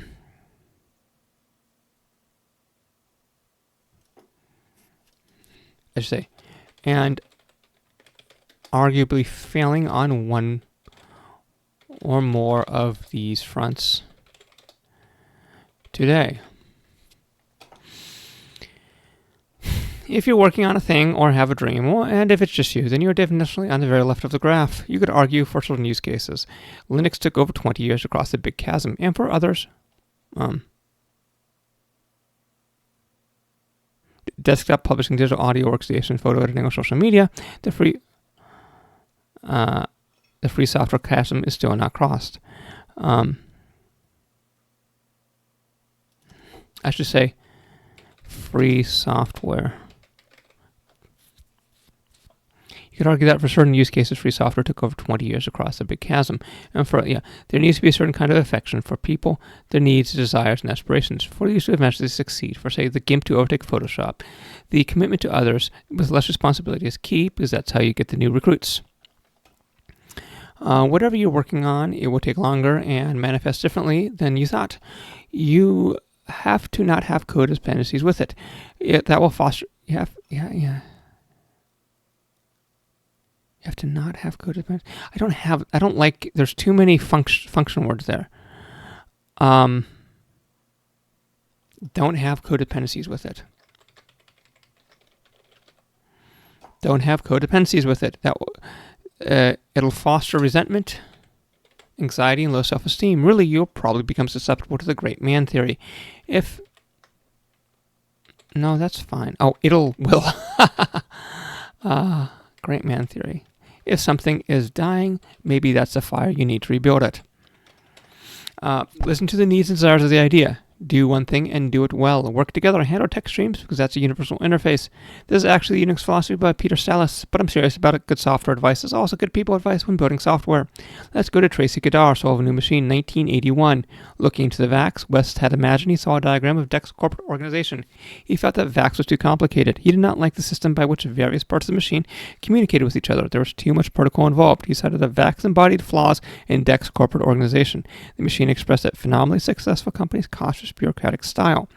Churchill said, "We shape the buildings and thereafter they shape us. However, our buildings are different because a programmer, like the poet, works only slightly removed from pure thought stuff. He builds his castles in the air, from air, creating by exertion of the imagination, or so says Fred Brooks.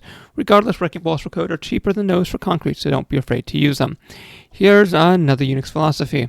This time, think about it in terms of people. Make it easy to write, test, and run organizational efforts. Interactive use with humans instead of batch processing.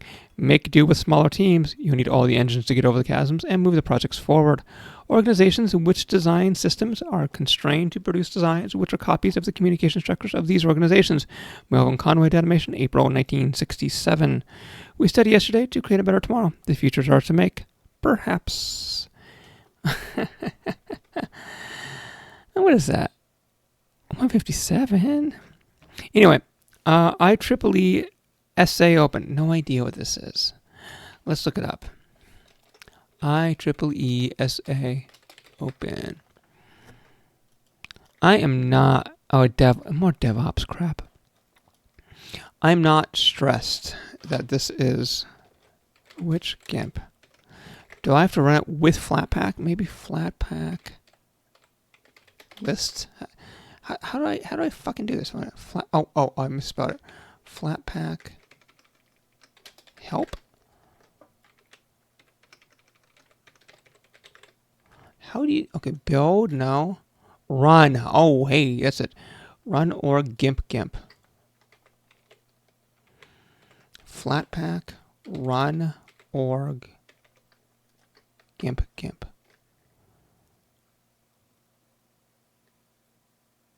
That's fine. Just run. Alright, so this is the formal GIMP. Let's just close this one out. Discard the changes. I don't know why that's taking so long. These are all like NVMe drives too. Like, you motherfucker. Like, what's... Oh, here it is. Cool. Like, this is not supposed to be slow. Alright, file open. It shouldn't have anything. Mount, volatile, scale, assets, Galbraith scale. Then, where was it? See, this is not going to work if I do it from the other technique. So, and I probably, hold on. Yeah, I want chasm. So I guess let's go out here. I don't know what. I'll have to find it like the hard way. We should be navigating through these things. Oh, here it is. Chasm. Modified. Oh, because SCP did that. No. That's the wrong one. Open.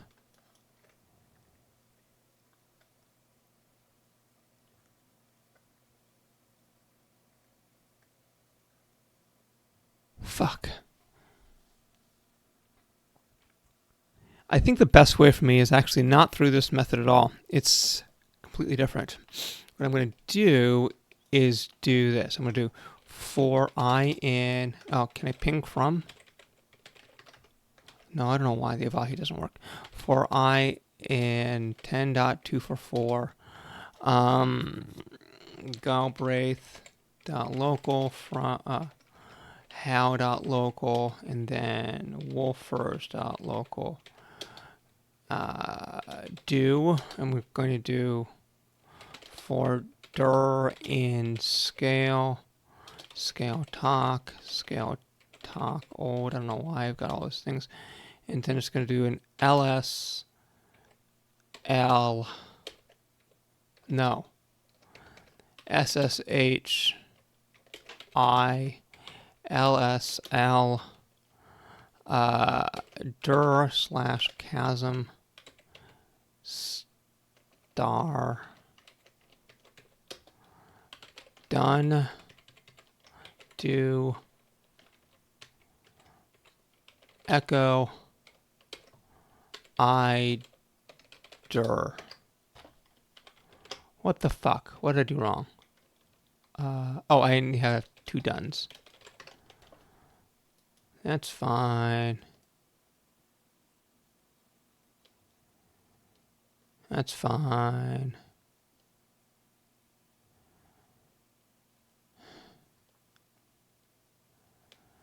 Oh, I must have. Okay, so it's not slash star. Just take that one out. Oh, here we are. Cool. So this is exactly what I wanted to see. So that's April. So that's January. That's no good. We don't want that one. Let's see. That's February. That's not bad. That's March. That's really good. March 14th is pretty good. Is that today? Oh, you motherfucker. That's just right now. That's this thing I was just working on, right?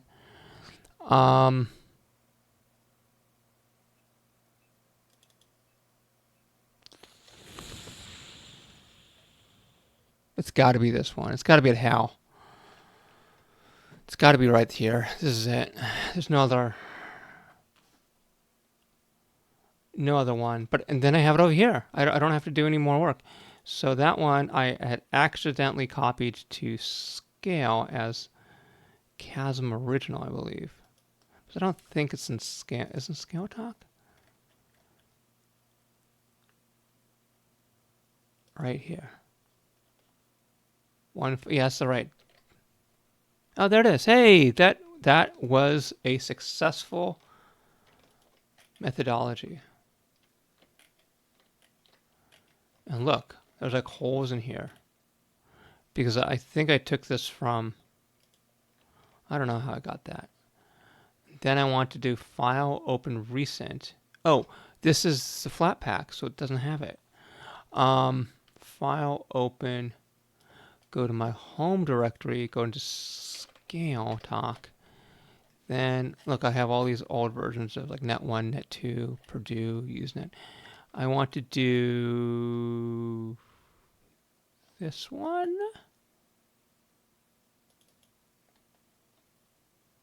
Oh no, I don't know where I put it.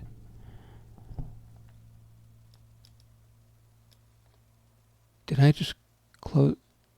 I might have just closed it out thinking, oh, fuck this thing. I did. I think I just closed it out saying, oh, fuck this thing. Oh, cancel. So, here. And did it not select? You can never trust the GIMP to actually do what you want it to do. Control C. Yeah, this is the right one. So go over here. and go here. I'll just have to redo it. It's fine. Oh my god. Yeah, just paste it. No, what the hell was that? I want that to be deleted. Don't double blink at me. Just do what I fucking tell you to do. Stupid application. All right, so what about this? And then window toolbar. No, what are the tool options? Window tool options. Because I don't want radius to be on.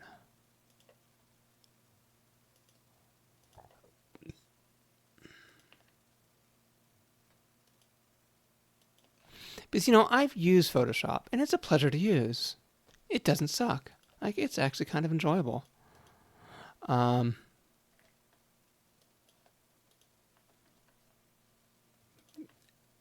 GIMP, like, almost works, but it's painful. It's so arduous and painful and unpleasant to use. And, like, it's because that's really the only real difference between the two. There's a bunch of other things. Like, there used to be a plugin repository, and they lost that, and they haven't been able to. There's all these other issues where I'm like, what is going on with this project?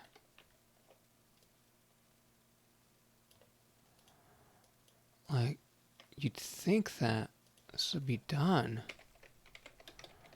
The only reason it continues is because, again,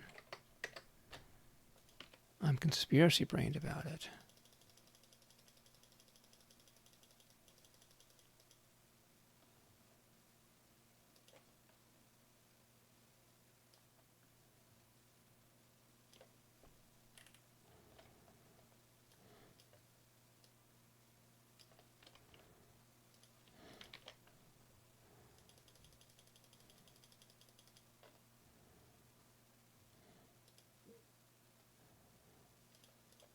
That might actually just be fine as is.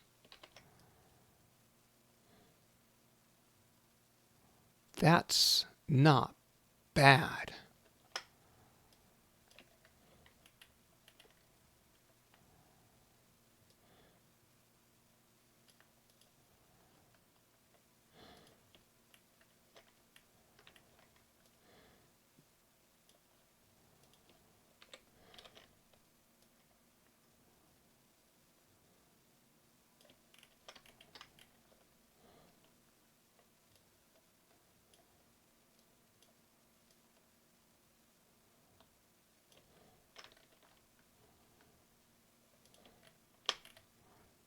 I wanted to have space.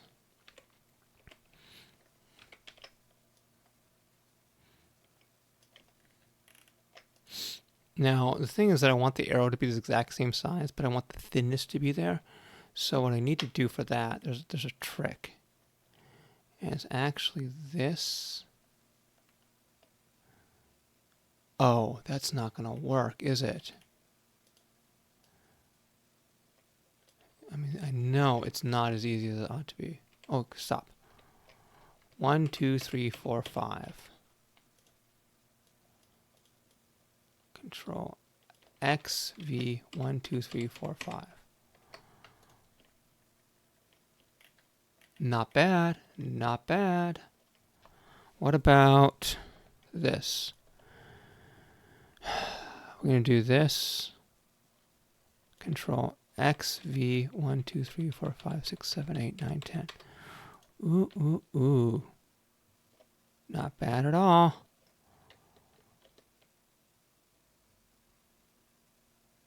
Yeah. Sure. File, and let's actually save it this time. That's okay. I'll never find it again. Let's put it in my home directory. There it is. So, and even at the export, I'll never find it again if I put it over there. It's like deep in like the Galbraiths directory. So, Let's try this again. What do you think? Let's try replace image, upload from computer. Ooh! Look at that! Look at that. Why is this just slightly yellowish? Look at that. It's like slightly greenish. Somehow, I didn't get everything to be the same color, same white. Uh-huh. Uh-huh.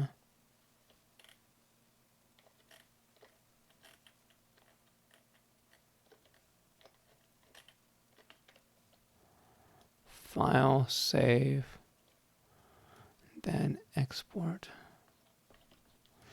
Yeah, I don't know where I got this image from. That's just bad.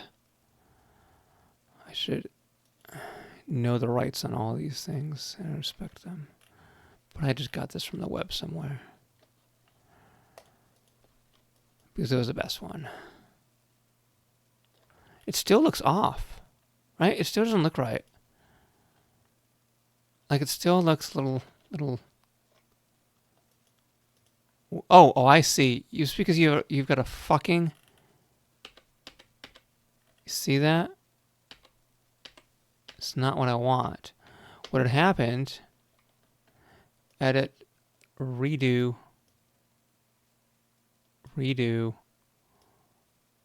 Okay, that's not what I want. I want to select by color, but I want that to have a 0 radius and a 0 threshold. That's why. Now,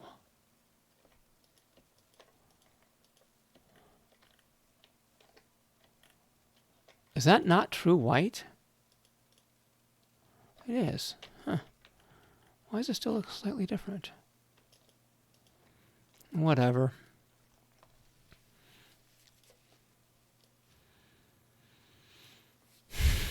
And so now, if I do the replacement, hopefully, yeah, see now it's okay. It still doesn't look right. I don't know what. It's fine though. I mean, I didn't notice it before. It's okay. So, anyway, let me close this thing out. Flatpak seemed to have been not a terrible solution. Maybe I should use it more often. Again, as I said yesterday, maybe I should be more mainstream about how I use Linux these days. And stick with the modern world. I'm going to go back and print out these 28 pages, put them in a binder, and then do this to an empty room tomorrow in Pasadena. Oh, I guess one last thing I want to do is figure out when I want to get there. So essentially, I want to get there when, oh, it doesn't matter. You can see whatever's on the screen. I want to get there when, yeah, it's a weird thing. I don't know what this thing was. Where are we at? I don't have it open. Scale Linux. And then speaker. In fact, I wanna hit him up. Let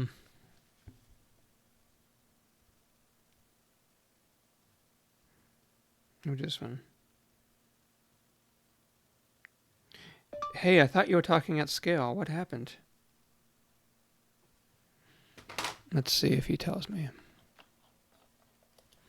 He's like, it's 2 a.m., motherfucker. What are you... Let's see. We're going to go to schedule. Thursday. Wouldn't that be funny if, like, there was something I really wanted to check out at 9 a.m.? Like, dude, I need to have like meth to get there at that time. Seriously. What are you doing here? We're doing Aaron.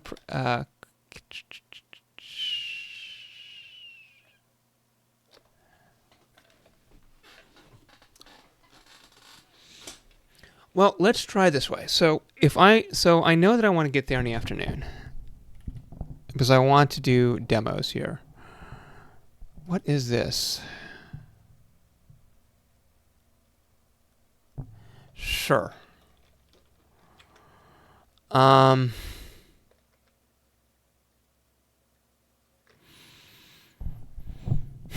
Postgres, Lightning Talks, Ceph storage. This is all DevOps stuff. It's like it's just become DevOps. And what the hell is that yellow thing over here? This is the one I don't know. Bruce Schneier.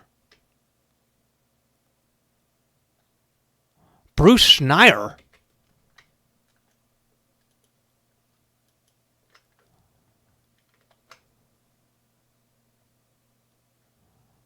That's a big fucking name. At 2:00, they have Bruce Schneier just waltzing in.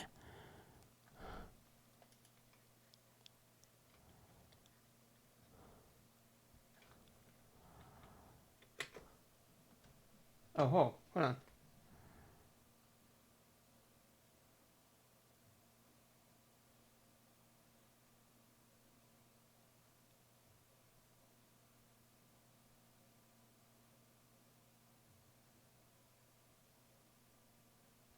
Oh. Oh, there's some drama that went on.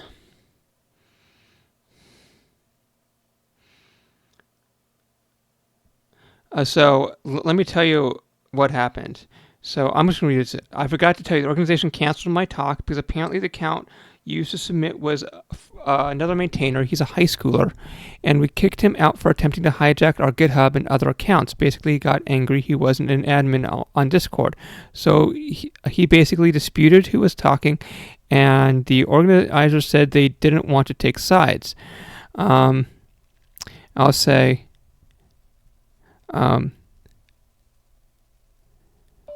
this is why I don't mind being in my 40s.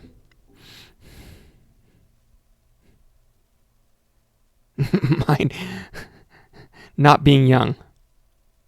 Not being young.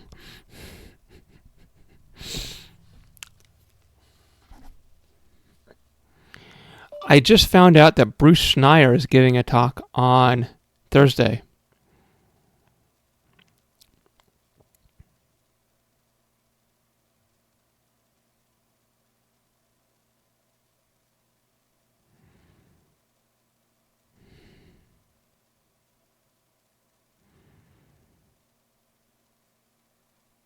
Go look that up if you need to. Okay, so you probably have no idea who this is. Bruce Schneier. He, not only that, but he's famous enough to have like a very long Wikipedia page. He's been famous for a long time. He wrote like Harvard, Bell Labs, BT Group. He also did, he's like, Schneider's Jewish, of course. Are you fucking kidding me? Who cares? He wrote some very famous books on cryptography back in the day, in the late 90s and early 2000s. Applied cryptography. This is it. This became basically the Bible on. Why can't I not fucking... Of course, copy and paste is now broken again. This kind of became a huge book on this. Here it is, Applied Cryptography. It is very well received. So he's going to be there. That's very impressive. And it makes me wonder about this entire lineup. I don't know who John Willis is. What is going on here?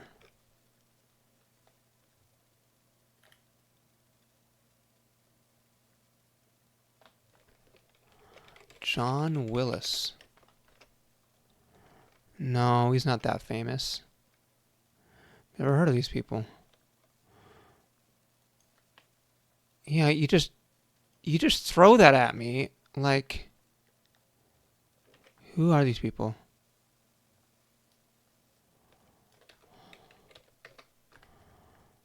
Oh no. I think that's. Yeah, this guy's big. Yeah, I know this guy's legit.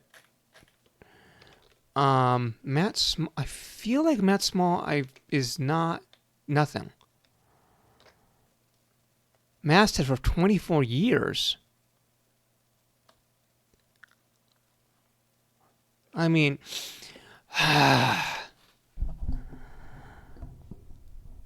the kind of I've thought about like going to talks based on cachet,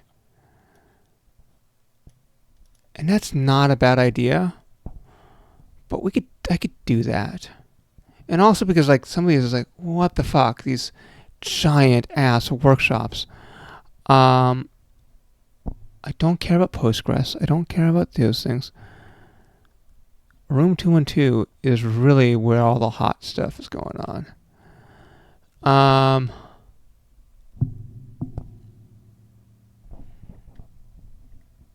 and then yeah, that's really it. So I think that if I'm gonna get there, I'll get there around. I could try 11.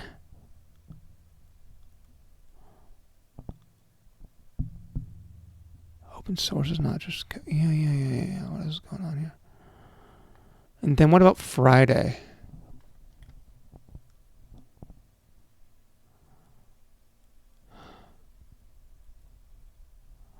I can do Friday later on. Sure. So I'm at 221. Now I am interested in going to. I'm interested in Doxtrellis. I'm interested in Bruce Schneier. Those are two really fucking big names. These other people I don't know. Yeah. So definitely going to go tomorrow. I'm glad I saw that. I mean, look at. I don't know if you see it, but look at how small this is. It's just like right here. It's like not even like what is this? 30 minutes. 30 minutes. I had an applied cryptography book, and it'd be so fun. I don't know if I still have it. I think I gave it away, but it'd be fun to go there and say, "Hey, can you sign?" So dog-eared from like 2001. Here's my copy. I'm a fanboy. Anyway, all right. Let's just end this. 2 hours and 22 minutes. I need to go to bed.